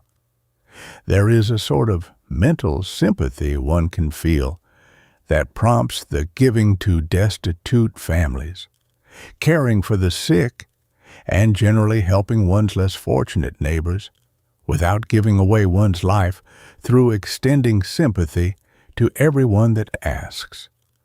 Helping others destroys their self-reliance and self-respect and should not be done by outright gifts at any time, since some will ravenously accept anything and everything and dislike the giver for all time. They instinctively feel that he was instrumental in causing them to become less able to take care of themselves, and they feel under obligations to him also, which produces a feeling of inferiority, and the dislike is the natural effect. But if one does give at all, it should be money or property of some kind and not sympathy. Sympathy is too valuable to give away, is so necessary to enable one to provide for self and family. Constantly giving it away destroys one's chief asset. It is as though one cut off an arm and gave it to someone else, destroying his own ability to earn and doing them no good. There are some who are so sympathetic that their heart goes out to every man, woman, and child, dumb beasts as well, that have sorrow or suffering. It is impossible for them to stop at once, but the ability can be cultivated without lessening the amount of good done others. One can protect a horse from brutality without weeping over it or feeling like it. It is not to be implied that the frame of mind that sends out a constant stream of love and goodwill should be repressed. On the contrary, That is the particular needful thing to promote health and vigor in one. But the element so created does not reach the class of people who crave sympathy. They are incapable of feeling love. Emotion is usually supposed to be love. There is a wide difference. And your thoughts only reach people whose condition of mind is similar to your own, are assimilated, absorbed by them, and returned with their added strength to invigorate you. There is a cold, crafty, selfish, soulless frame of mind held by some which results in their being miserly, mean, and shriveled.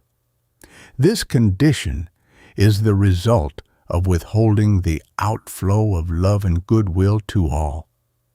They are so afraid of poverty that whatever wealth they get is held in a vice-like grip. If you really desire to help dependent people, unmixed with any love for catering to your own emotion and no desire to secure the approbation of others for your good deeds, instill into those poor weak minds more respect for themselves. Inspire them with a desire to be self-supporting. Encourage them to make a start in some line of effort.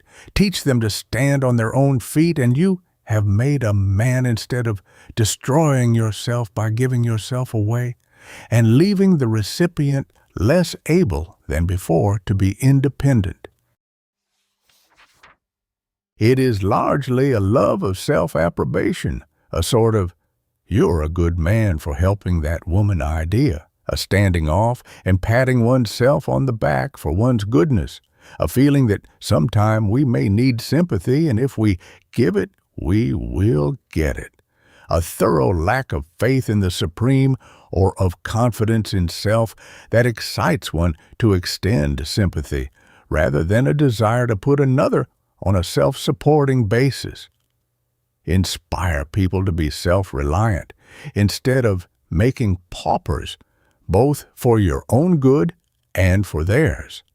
A species of weakness and lack of self-reliance produces the idea held by some mothers and fathers as well that their children will take care of them in their old age, and it usually results in their being tolerated for past favors rather than loved for what they are, or being unceremoniously turned adrift. Had they lived their own life and taught their children to do likewise, their attractive power in their old age would have been stronger than ever before. Money would have come easier. Their children and friends would have loved them for their inherent strength. This life of ours is the only one we know we have, and should be lived in its fullness, not absorbed by children, friends, or paupers, putting us upon the shelf, as it were, in our latter days. The only trusts you need bother about is trust in yourself and in your ability to get along smoothly through your own efforts. There is a state or condition of mind which realizes that success and the acquisition of wealth are possible to the thinker, another that realization is probable, and another that feels success is assured. This latter goes after it and gets it. Opposed to this is the condition which makes a person say, "It is too good to be true," or "It is not for me," which is an effectual bar to material progress. It is simply building a stone wall before you, an impassable obstacle. Why prevent yourself from prosperity? Why not rather feel and know the irresistible power of the human will? Exercise the power within you. Develop your latent capabilities and enjoy life as is your right, which nothing but your own thoughts can prevent. A great amount of advertising has been done along the line of hypnotic control. It has been advanced that no one could resist the influence of one acquainted with its wonderful mysteries. That if the operator made certain cabalistic passes with the hand, looked the subject in the eye or between the eyes, the victim must give up everything desired. Such teachings are false, idiotic, and vicious. Try it sometime, and you will more than likely find yourself shutting the door on the outside, and that quickly, while your intended victim will consider you an unmitigated ass and forget you. Now, on the other hand, suppose you bring your mind to a state of peace and strength and then go quietly into an office and ask for what you want, expecting to get it. The other fellow feels your thought and is favorably affected by it. Have you ever met a man for whom you were willing to do any reasonable thing he desired? One you liked the first time you met him, who impressed you as being a good fellow? Why do you have such thoughts? Simply because that man feels good, will towards you, and is strong in his own mentality. He never fears nor hates anyone. He has aspiration and uses others to further his ends, but usually does more for them than they for him. In fact, he seeks their welfare as well as his own. You feel his desire to be of service to you, and that state of mind strikes a responsive chord in your soul, and you are possessed with the desire to help him. That is personal magnetism. You like him because he likes you. Such a man never wants for anything. Money, friends, success, happiness are his. In helping others, he helped himself. Any foolish idea of forcing others to do your will by concentrating your mind on them, and by so doing to make them do something against their own interests, and to your financial gain, will result in failure as deserved. Every such thought sent from your mind reacts and lowers your mental powers, increases the element of ill will, brings you into contact with scheming, designing people who injure you. For let it be clearly understood that scheming personalities herd together, and you will herd with them. Schemes and efforts to defraud another are entirely unnecessary and sure to eventually promote failure. The writer has watched strong men of shady financial reputations, has made it a point to become well enough acquainted with them to study their inner self. Not one of them enjoyed his life. Some of them thought yachting, golfing, owning thoroughbreds, and racing them was the acme of enjoyment. But the inner soul-satisfying joy of life, the bliss of breathing the pure air in mental harmony, the joy of being big enough to love peace and concord with plenty, the joy of working and seeing the results of one's own creation, the very essence of life itself was lost to them, and constant moving, constant change and excitement were necessary to prevent soul sickness and melancholy. They were whited sepulchres. The fires of the Christian's hell could never burn brighter than the fires within their own souls. This was the condition at the height of their prosperity. 90% of them die in poverty. Why should any man even entertain such an idea? One's own resistless force, relieved of the overpowering load of fear, hate, jealousy, lust, and suspicion, directed towards things joyful and successful, will carry him forward to health, wealth, and happiness without walking over the prostrate bodies of his fellow men. Chapter 9. Better sometimes to forget. When you do not have immediate success and everything looks discouraging, just remember that it is a stage of progress which all encounter. and forget it for a time. Rest yourself and gather strength for renewed effort. This power of forgetting is the best test of mental strength. When everything looks gloomy, the sunshine is hidden by the clouds of distrust, life a failure, and the world a mistake.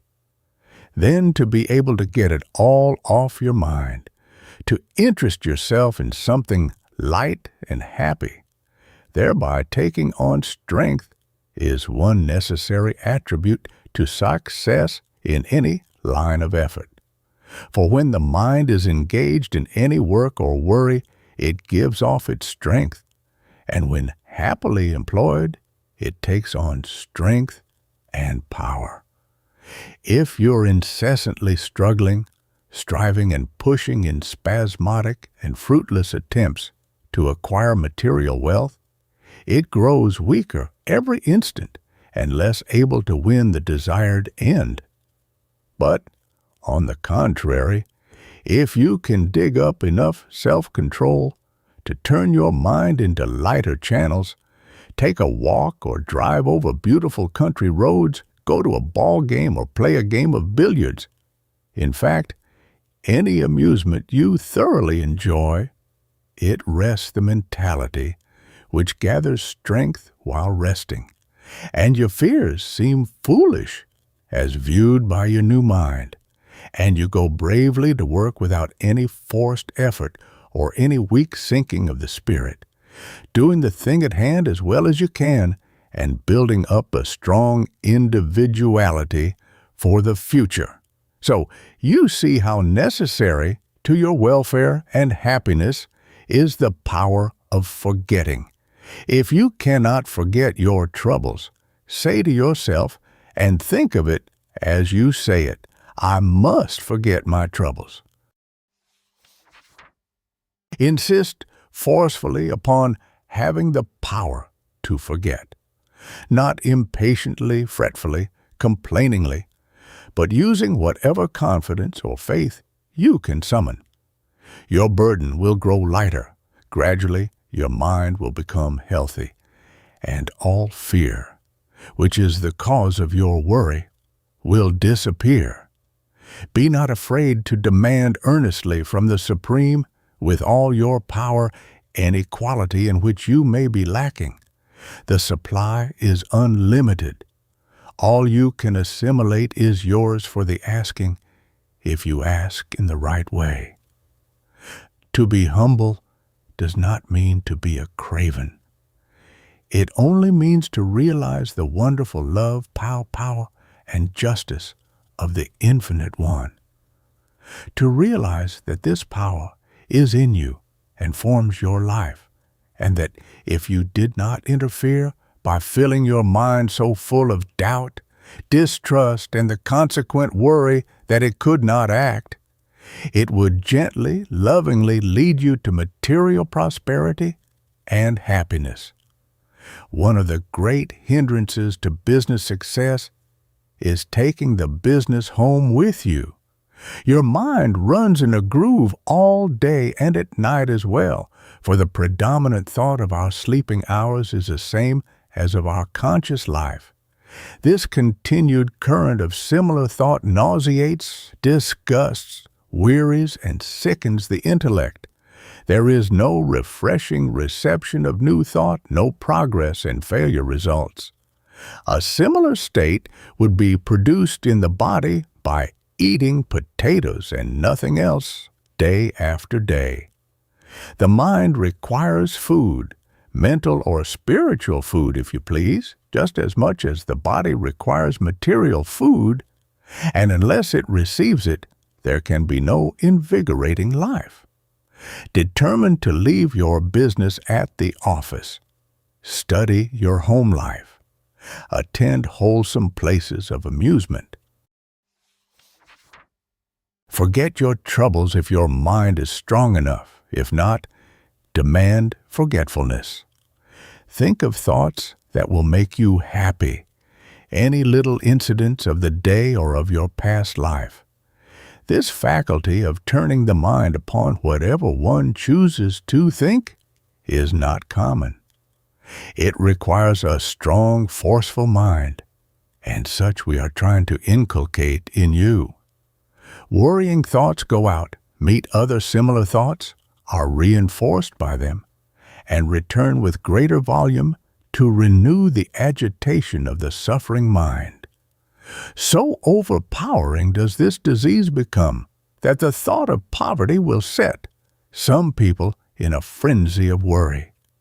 Would it not be a blessing to you if nothing ever bothered you, nothing could worry you, leaving a happy, elastic, aspiring mind instead?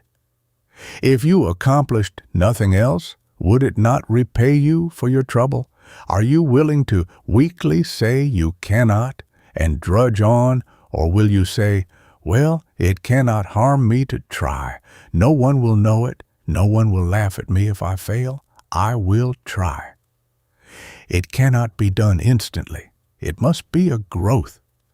There can be no elasticity of conception, no wandering into new fields, seeking broader avenues of business and pleasure while the mind is enslaved by worry, held down in the mire, the victim of disease. Worry is a symptom of the mental disease, fear. Banish all fear from your mind. Say, things are coming my way. I am growing into a successful man. I am full of courage. And gradually, you will build up courage and optimism, and all worry will disappear. I once knew a woman who was so controlled by fear that she would not allow her little boy out of her sight, dreading some misfortune to him. Should he go out of doors, she rushed after him and brought him in, usually with some exclamation of dread that he would fall into the well or be kicked by the horses. That poor little life was cramped, his healthy, vigorous action restricted. The beautiful bud of a strong man was dwarfed into a driveling, cowardly simpleton. This is a literal truth. That woman would have done better had she taken the boy's life outright and given the spirit freedom, rather than sink it so deep in the mire of fear that it may never return, absolutely uncontrollable fear, destroying all chance for success. For wisdom, calm judgment, and that elastic pushing spirit so necessary cannot live in such a mind. Fear is the foundation of fools. Chapter 10. Physical effort versus mental attraction. All people must classify themselves either as masters or servants. They must have sufficient courage and self-reliance to start a business of their own, employing others to carry out their ideas, or else they must work for someone who has. It is, therefore, largely a matter of individual decision whether one will serve or be served, since if a certain amount of force be wisely guided, results must be produced in conformity to the volumes of power employed, lessened only by the mistakes made through lack of wisdom. As both qualities can be added to one, it rests entirely with you what position in life you will occupy. It is self-evident that no man by bodily effort alone can accomplish great results. The volume of returns must be of necessity limited. If the effort be turned in the direction of laboring entirely for others with no mental assistance, the wage averages $1.75 per day. If, however, the mind cooperates with the body, and the laborer is a skilled carpenter, the wage rate is materially advanced. But if the carpenter contracts to erect buildings and employ men to assist him, the mind becomes the predominant factor, and the bodily effort, though still employed, becomes of secondary importance, since he must furnish materials and give instructions to the other workmen before he can do any manual labor himself. And as his business grows, he becomes so busy with the business details that the body is only used to carry the mind around to inspect the different buildings. Then the mind is dominant, and the wage, whatever he chooses to count his services worth, limited only by competition. We do not, however, reach the pure attitude of mental attraction until we think of the wealthy banker who comes to the office in a carriage at 11 o'clock, sits in an easy chair until 2, spending the balance of the day as his inclination directs. Yet he gathers thousands of dollars while the others gather hundreds. Therefore, one must have courage to contemplate the assumption of responsibilities. If he would have wealth, must think of himself as relying entirely on his own ideas and his ability to push them to a successful conclusion. Snugly ensconcing oneself under the protecting wing of some corporation or stronger individual brings retrogression, and with very few exceptions, the trials of life increase, and the salary decreases with age. We know it may send an electric thrill of terror to your soul to contemplate yourself as being without a position and salary, but it is the making of you. We do not advise haste or immediately severing your present relations. Commence by thinking of yourself as standing on your own feet, relying on yourself alone. This brings strength and allows the natural law of gravitation to operate, and you will drift into the desired independence. If you do not want to put forth the necessary effort to undertake something alone, at least develop a frame of mind that will hold up and carry someone's business for which he will pay well. The principal reason why applicants for positions receive scant courtesy is because they bring a dependent frame of mind into the office. Let the manager feel, by feeling so yourself, that you can be leaned on instead of leaning on him, and see how quickly he will attach you to his business. The world is overrun with dependents, human hop-toads and leeches, all intent on finding someone on whom to cling for support. These things are but common sense, nothing startling or visionary about them. Mental effort brings large returns. The development of mind gives a broader view to everything. Business is done on a large scale. The man who works at day labor 10 hours daily, earning $2 per day, is using physical effort.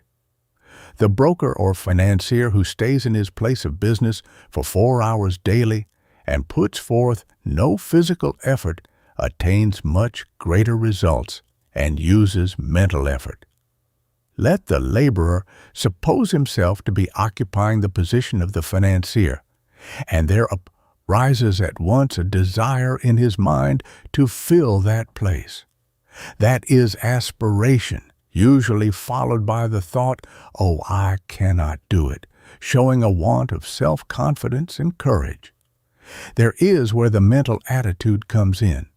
You must build yourself into a condition where you can feel "I can and will do it," and then have no exhilaration, no excitement, the precise condition that you would have if you said, "I can earn 2 taels per day laboring."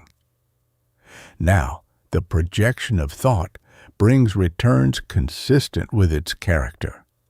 The strong, courageous, active thought brings health and wealth, but that thought cannot be allowed to die a-borning, or there will be no returns. The laborer would earn nothing unless he put forth effort. Neither will the mentalist, unless the thought is vigorously projected into the world, and that constant, unwavering condition of hopeful, determined expectation, a natural condition brought about by autosuggestion, will carry one into larger lines of effort. Now, every time you think, I am tired of this condition, and do not purpose living in it, I shall better it, you are making a suggestion to yourself. Constantly repeating this class of thought will make you over until you will eventually send forth a constant stream of forceful enthusiasm. Your face will brighten, your step become elastic, vigorous, and hopeful. The entire character become changed into a man of action, mental, not physical. Plans for pushing your business will suggest themselves, and life will take on a new aspect. Repeating the words courage and confidence will make you able and willing to undertake things which before appalled you. Again, referring to the different results obtained by bodily efforts and mind's attractive powers, there was a splendid illustration in the cases of 2 Iowa farmers who came under my observation. The one started in life with $70, the gift of his father. What can one do with $70? Why, bank it and go to work for someone. That was the decision his mind brought him. Its condition produced that thought, chemicalization. So he found employment, and being vigorous, active, and ambitious, received his board and $22 per month, which he carefully hoarded. After some 8 years of worse than slavery, he saved enough to start himself as an independent farmer on a rented farm, and at last owned the farm. His was entirely a case of striving after results through bodily efforts, and he was successful.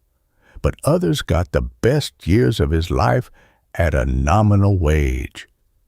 He failed in his duty to himself, was unjust to himself, gave his force away, made money for others. He had no right to so misuse his energy. It was a God-given force to provide for his dependent ones. We are very apt to howl down the wealthy man as an autocrat and censure him for his success. But if we must blame anyone, we should rather condemn the men who work for him, giving him part of their earnings when they should have all. But you say some can do better by working for others than they can for themselves. I doubt it, or if they can, the fault lies in their lack of wisdom to plan, courage, and self-reliance to carry out. John G. Sachs wrote, "Fools will be fools as certain as fate. Men of wisdom, make them your tools. That, only that, is the use of fools." It contains a large element of truth, yet their foolishness scarcely exceeds our own. Since we give our assistance and sympathy to their cowardly whines of poverty, hard luck, etc., let them devote as much strength to some work, any work, as they do to getting sympathy and help, and they would be able to care for themselves.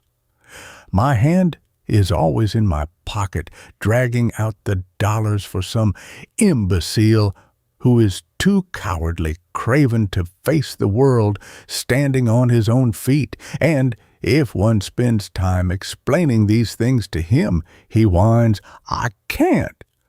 Oh, yes, I'm a good fellow, all right, and as a result am the vat into which hundreds dump their woes. I return thanks daily. That when in the past I have tried the dumping process, some stony-hearted old businessman has figuratively kicked me out and onto my feet. It is making a man of me. Going up against the real thing is a developer, all right. Slang is so expressive. Oh, if you must come, tell your woes, get advice, and go away with the expression, I feel so much better after talking to you. My burdens are lighter. Why come along? We will brace you up. But let us go back and finish the history of our farmers. The second man in mind had $30 as his portion. He bought a team of poor old horses, paying a part thereon, and preempted some land. He raised his own crop, and in 10 years was worth $50,000, more than enough. It never occurred to him to go to work for another. His mind was incapable of receiving that class of thought. He relied on himself and asked no favors. Both were equally successful, having accomplished their object, yet what a trifle the one had as compared to the other. Now, this talk about it being the fate of the one to have to struggle is all rot. The fate lies in one's own mind. We personally know that the mental faculties can be developed until one sees everything from a different viewpoint. Things look different. Success looks easy, instead of that impossible thing we have heretofore longed for. Start the suggestions. Things on which we depend seldom meet out expectations. Success comes quietly, gently. Chapter 11. Fear of failure brings it to you. An active factor in all misery is fear, the product of deficiency in self-assertiveness, the action of the faculties when not supported by the element courage. When an attempt to do some particular thing promising more returns than have ever heretofore been earned is undertaken, the first effect in some people is a fear that they cannot accomplish the undertaking, and this sets in motion the very thought element that will seek other failures, bring one into touch with them, add the burden of their indecision and general weakness to one's own, make that class of people our friends, and drive the courageous people away. Shrinking from the world, the fear of interviewing those who might be induced to do business, withdrawing into oneself, bashfulness, flushed face, and halting speech, are all from this element fear. We see its manifestation on every hand. Here one is eating his breakfast at breakneck speed for fear of being late to the office. Another trembles at the footsteps of his employer, and if spoken to, can scarcely make an intelligent reply. A third sits alone at home nights, and mentally, if not actually, shrieks at every noise, imagines burglars are in the house, even when common sense would tell him that no self-respecting burglar would spend time robbing such a modest home. The businessman worries himself into an early grave for fear his ventures will not be successful. The preacher does not allow his thoughts free action, for fear he will be dismissed for heresy. The dog crouches at his master's feet, fearing bodily harm. All insurance is founded on. The walking delegate fears he will lose his position unless he creates trouble and strife to prove his usefulness. The merchant fears trade will fall off. Every class of man and kind of animal knows this self-abusing, soul-destroying element, fear.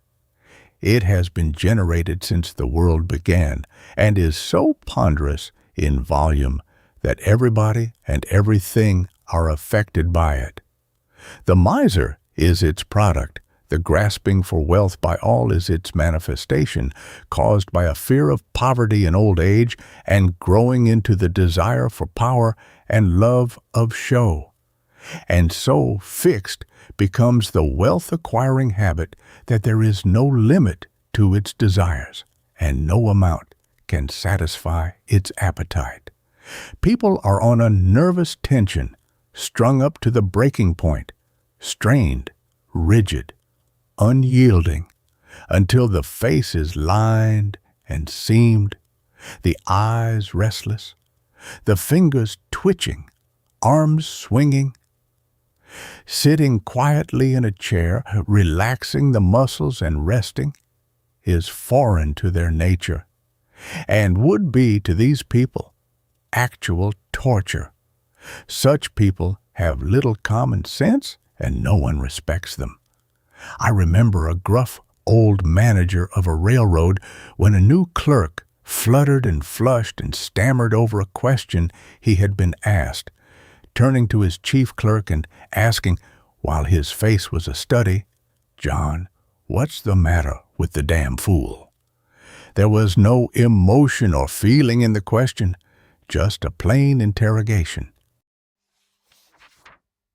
They must be moving, active, cannot, and do not rest until the nervous system breaks down. Then off they go, at breakneck speed, to some health resort to rest and recuperate, if financially able, when they find that rest is not to be commanded at pleasure after years of ceaseless activity.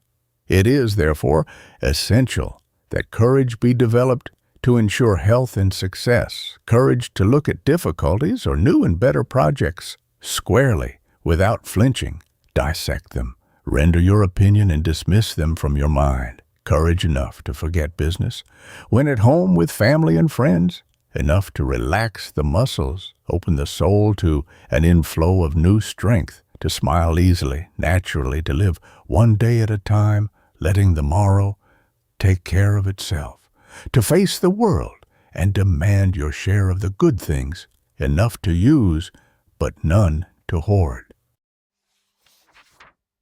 Financial success may be brought about by keeping the mind fixed in a determined, resolute way on a larger income, learning to expect it, even if fear largely predominates in the makeup.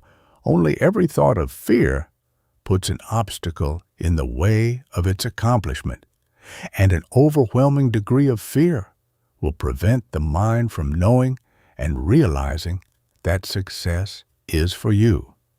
But good health, that is freedom from the ordinary aches and pains of our fellows, cannot be realized until the mind is at rest, when the body will likewise rest, and resting gather health and strength. Chapter 12. Some Other Things.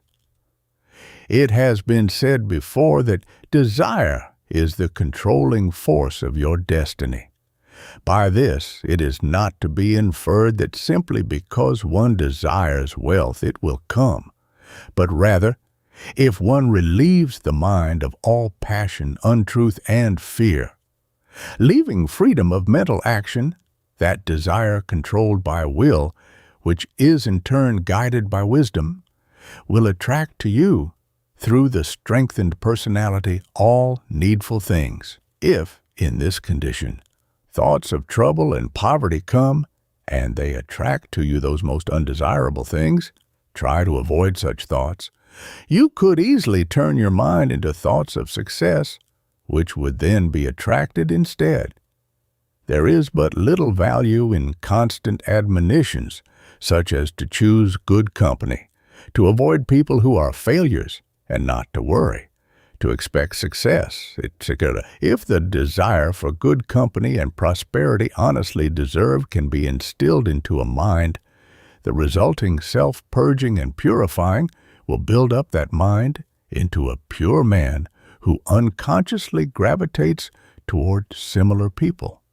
All arguing is valueless, since, for example, a child's mind not being on the same mental plane as the parents cannot see things from the same viewpoint. Tell the boy not to smoke. He sees others apparently enjoying a good smoke and desires to try it himself.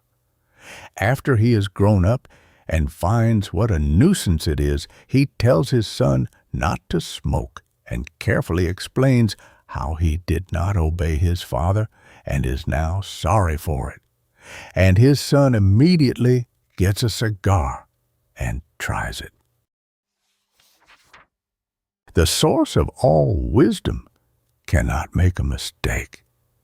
The human being, having the quality of wisdom adulterated by his imperfections, for the stagnant pool will taint the purest rivulet, does not see things as clearly and accordingly makes many mistakes for which he suffers. Again, the quality of truth enables one to detect error, inasmuch as in any idea advanced, containing part truth and part error, the truthful portion would appeal to the mind having the quality of truth developed as being true, while the error would not occupy a prominent position and would fall away and fade from sight from lack of attention. If, however, that mind has but little truth in it, then the error in any proposition seems to be the truth, and an unsuccessful mind is likewise attracted to a plan promising more probability of failure than of success. And if its possessor was going into business, would adopt such a plan, while the successful mind would feel and know the probabilities of success were small and reject the proposition, but immediately embrace the plan rejected by the unsuccessful mind. Cultivate, therefore, truth for self-protection. If one sees all the faults in another, it is because those same faults are in oneself. If not, the qualities of mind would attract the attention to the better side of the criticized nature. There is no one so low, but there remains some good qualities, and if the critic were absolutely pure, those good qualities would occupy such a prominent position that the imperfections would escape his notice. If, therefore, you gossip, putting in circulation the element of ill will and literally destroying the mentality of your neighbor, as well as building up, through the reaction of your own thought, those very defects in your character, would it not be well for you to cultivate goodwill to all when all desire to find defects in others would disappear? Then build up peace, justice, and love in yourself in order to be able to see them in others. The simple desire in your soul will start you on the road, for know you that desire is prayer. Long set forms of words, repeated hurriedly, on your knees, in a cold room, in conformity to duty as laid down by some sect, as outlined in their creed, is not prayer, and will bring no response. But the warm soul pulse of earnest desire starts in vibration all those qualities desired, and builds up the individual through their inflow. We hold that all nature prays, trees, flowers, birds, all animals, inclusive of man, send out their desires for life, love, and happiness, and such prayer is answered. Learn to control yourself, that your desires may be entirely for love, peace, purity, strength, justice, decision, force, and these things will be added to you, and money will follow as fast as you allow your personality to develop. In your weak state, you find money hard to get.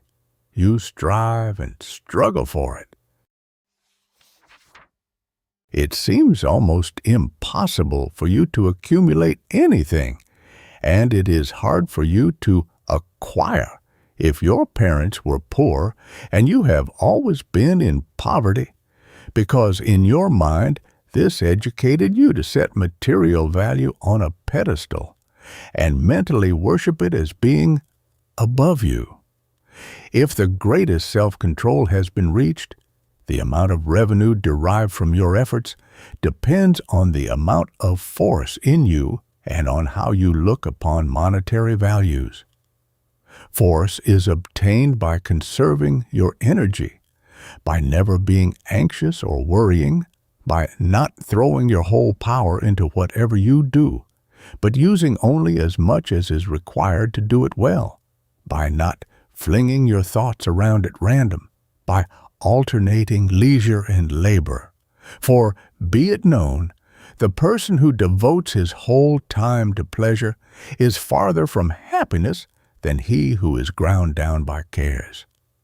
As before stated, you can no more regulate these things in yourself without great labor and protracted effort than you can stop the progress of the midday sun.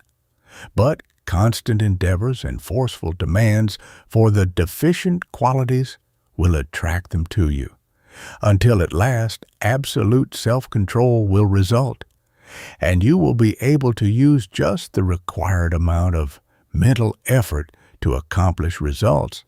And even then, a man of small caliber will only do little things. Some never rise above a peanut stand, others sigh for more worlds to conquer. There is the difference. Any particular individual will, therefore, attract to himself results in accordance with the caliber. If a peanut man, he will get peanut results. If he thinks in pennies, the result is pennies. If in millions, the result is millions. The law is as clearly demonstrated in the one case as the other. Both drew to themselves in accordance with their force. If the little mind receives force and power, pennies become too small to seek, and broader fields of effort follow, bringing greater returns. But you say, why does not the little mind think in millions at once? Simply because he cannot think beyond his caliber. When his force is built up, he finds his ideas have in some way undergone a change, and things come in greater volume. This acquisition of force is assisted by aspiration, inasmuch as the idea of greater things is constantly held before the mind's eye. Corpa amassa, and growth results. Without this desire for constant improvement, retrogression sets in, and the progress is backward. No one can stand still in mentality. It is push forward or slip backward. Inspiration attracts both ways, to you bringing power and force, and from you lifting you upwards, just as the earth and a falling stone are mutually attracted towards each other in proportion to their volumes. The larger the stone, the greater is the effect on the earth. So the greater your force, the greater your attraction towards better things. It is just as easy for the forceful man to attract millions as for the peanut man to attract nickels, and both are governed by the same law. Build up, therefore, your ability to expect thousands instead of dollars, and thousands you will get. This fact is further exemplified when it is remembered that an honest man is seldom cheated. We mean a man who would not take advantage in a business transaction when he could. His pure mind brings him in contact with honest people, and if another tries to take advantage of him, some instinctive voice holds him from accepting the transaction.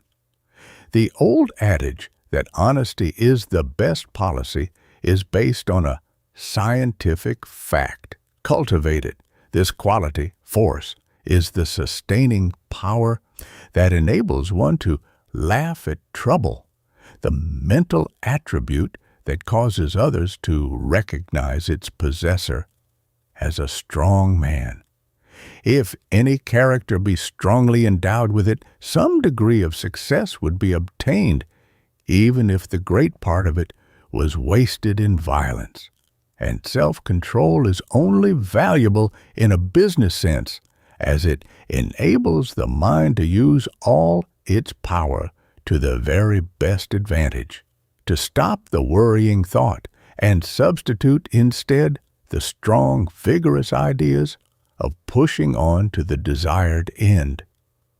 A weak man, one lacking in force and power, having perfect self-control, will accomplish more by properly directing his force and retaining his energy than the strong man who wastes his energy in driving numberless projects towards, but never to, completion, in worrying over his failures, in anger and other modes of mental dissipation, for it uses the same energy to worry that would be used for pushing forward a successful business. One idea carried to a successful conclusion will produce larger returns, even if it be but a poor idea, than a half-dozen imperfectly carried out. The less irons a weak character has in the fire, the better for him, since he requires the concentrative energy of all his power to carry one plan forward.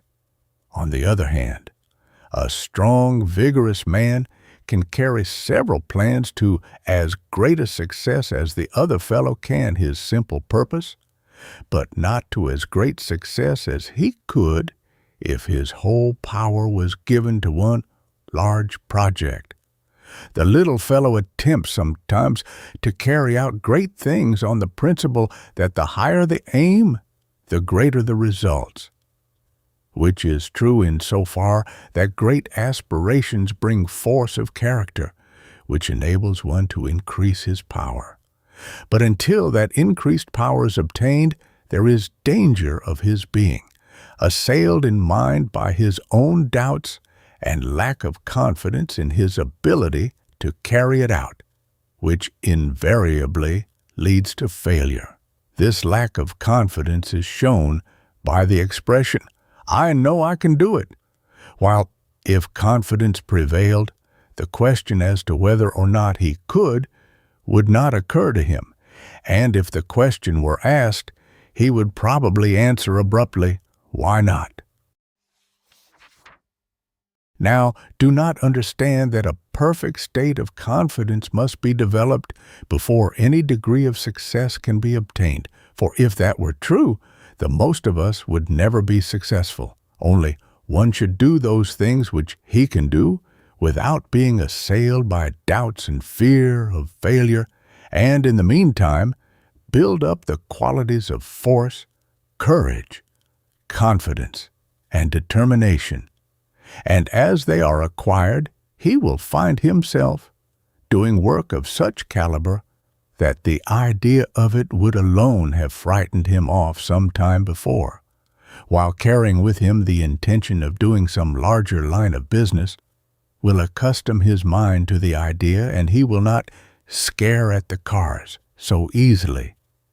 In time he will grow into such confidence in himself that it will be no longer a great idea, but just a commonplace affair, when he is ready for its projection. The lack of education will not be a bar to success. Wisdom and knowledge are not synonymous. Neither are refinement and polish. Some of the most refined, gentle, and estimable people are wholly without polish, while some of the smart set are puppets and snobs. If, however, the mind puts a limit on itself because of a lack of education and says, "Oh, he has a good education. Of course he can do it, but I did not have that advantage, and there is no use of my trying," that thought will put a bar to all great progress. In general terms, we are just what we assume ourselves to be, but may be whatever we determine to be. If you have a child of whom you desire to make a failure, just teach him that education alone will make him a success and nothing else will be required. You establish a limitation for him, and he will can never make the necessary effort to be a man unless his own power of observation shows him the David harems of life and proves your teachings erroneous. By great men we do not refer to statesmen or noted people in any sense, but to the quiet, strong, forceful, and self-controlled man who always has enough and to spare of this world's goods and who has conquered his spirit. Neither does age prove any bar. Lack of youthful elasticity may make progress slow until confidence is acquired, but the sober judgment of mature years will counterbalance it. Spirit, your spirit, has always existed, will always exist in some form, and the time limit, called age, is only a measure of the length of existence in this body. People whose minds never rise above the round of petty trifles, who constantly think of themselves instead of losing the consciousness of their own identity. By thinking of their work entirely, concentrating on it, are apt to talk of themselves or of someone else instead of discussing matters of greater import. They are also apt to talk incessantly with but little to say and nothing worth hearing. If you're loquacious, find the cause. It will be in your mental condition. If you receive a thought, you send it out again, reinforced, to be absorbed by another mind. If you think hate toward some fellow man, you add to your stock of hate and increase your thought current of hate, and that is sin. Attending theaters, ball games, and similar places of amusement is not a sin, but rather a rest and recreation which add to your strength and should be cultivated. Low resorts, such as cheap variety theaters with barroom attachment and female attendants, or the pistol-firing, blood-curdling drama of the hero rescuing the maiden and similar rot, contain a vulgar thought atmosphere, and you, by absorbing it, weaken and degrade yourself. But a high-grade actor, from thinking strong thoughts, and he cannot be such an actor without vigorous thought, becomes strong, and his influence adds to your strength and improves your mind, aside from the relaxation, which also benefits you. Goodness, godliness, holiness consist in building up the qualities of goodwill, strength, judgment, determination, confidence, courage, power, justice, gentleness, order, precision, force, calmness, and the resulting self-control, in short, of being a gentleman in the best sense of the word.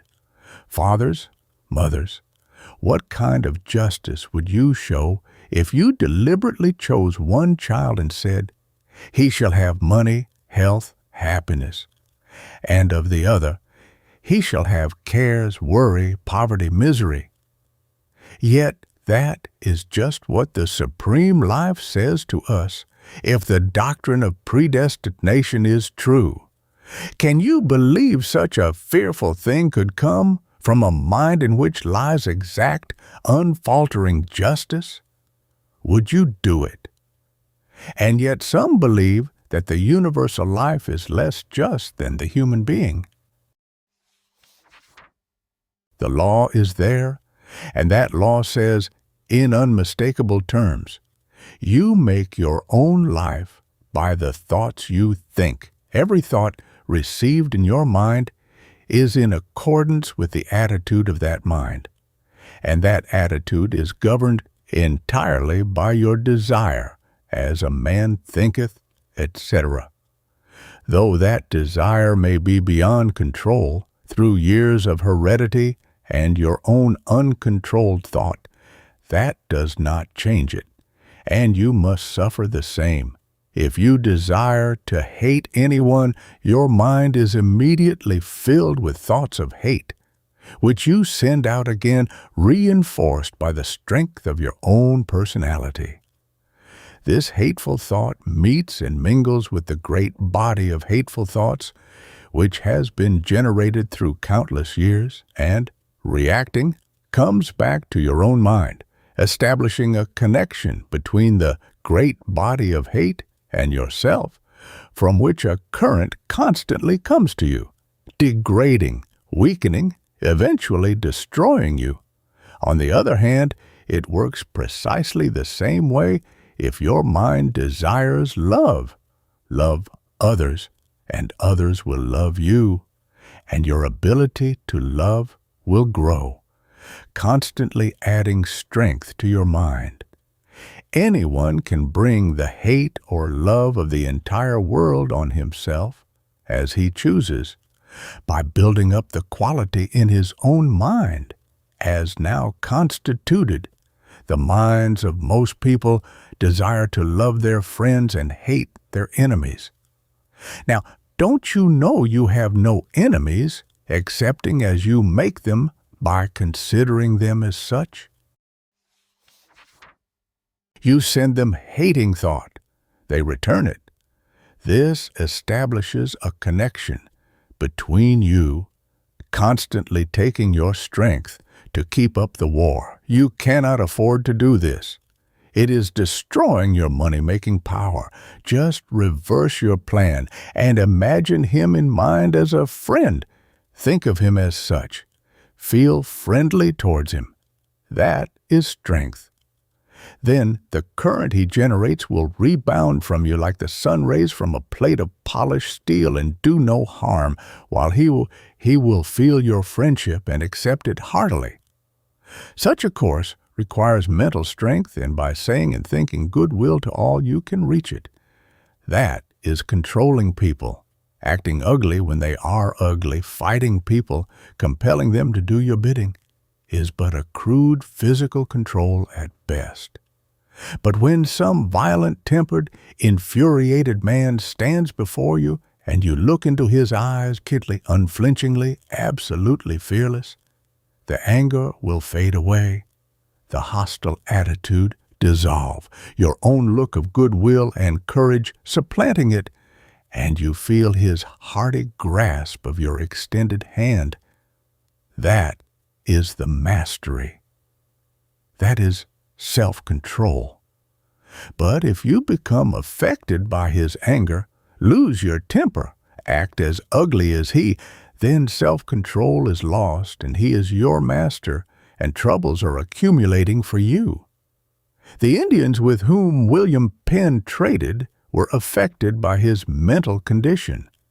He meant to be just, and they felt his honesty.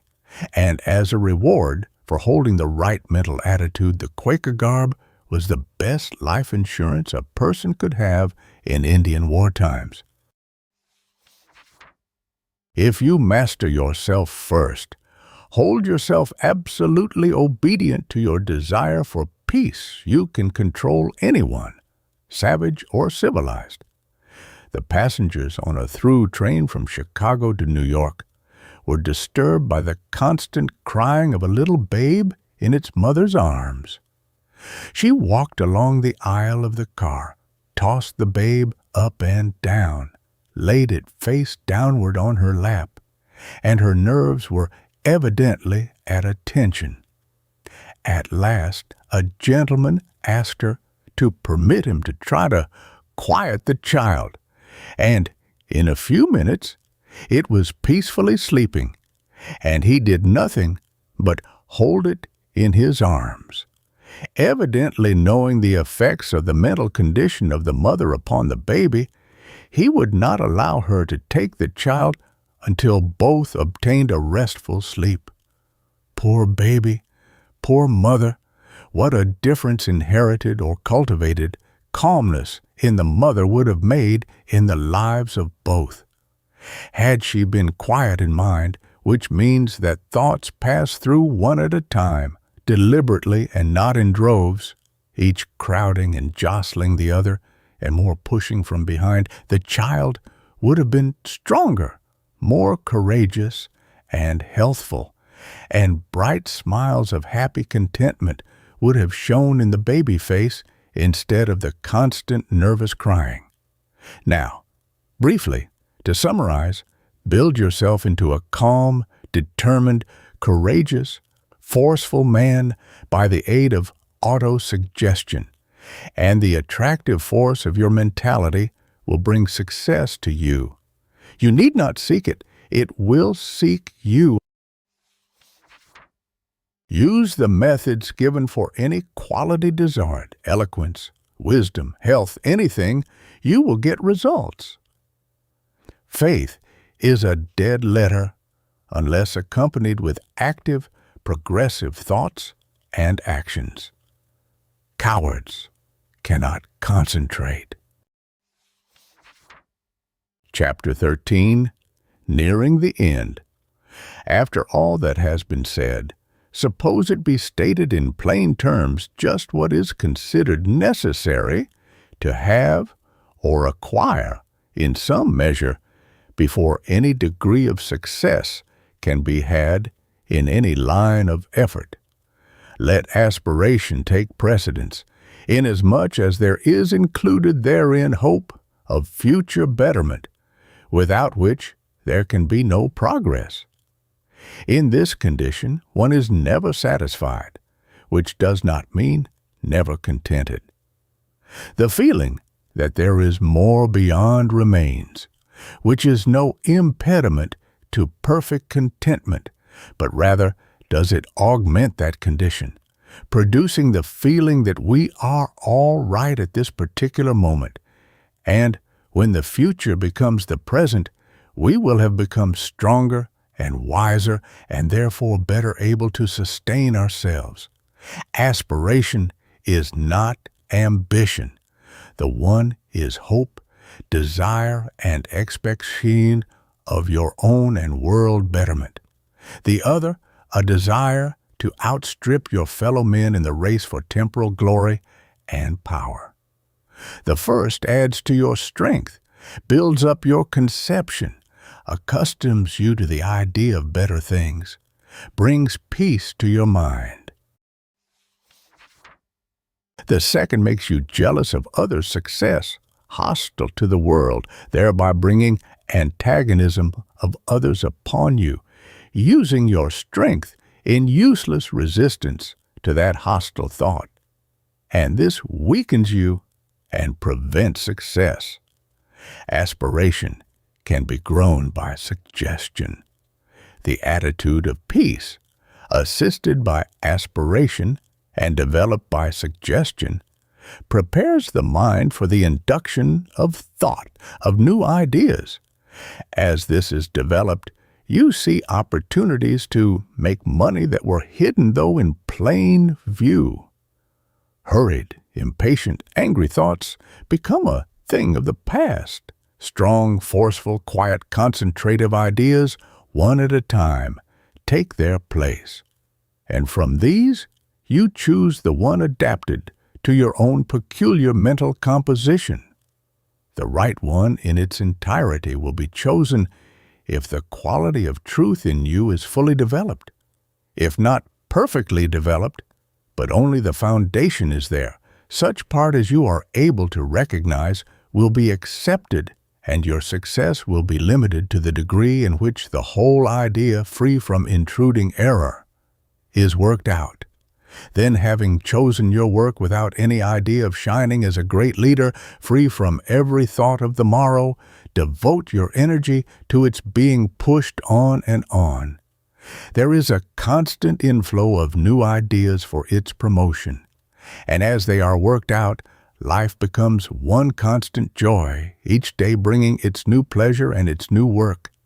And the quality of determination holds you from deviating from that work, from chasing one idea, one occupation today, another tomorrow, and wasting your life in fruitless effort. Goodwill to all is a wonderful lightener of mental burdens.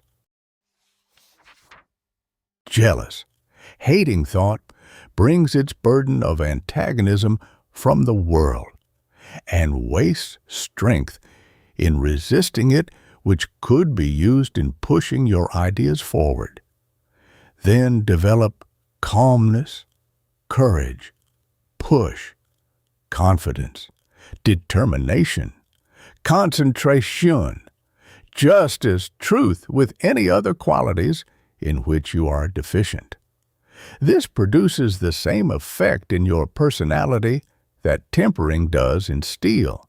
You are the man. Instinctively, people feel your success is assured. They speak of you as a coming man. Ideas for making money will come to you unsought. The natural thing for you to do is always the right thing. You push those ideas forward, and success comes as a natural result. Every effort brings some effect. Every thought is an effort.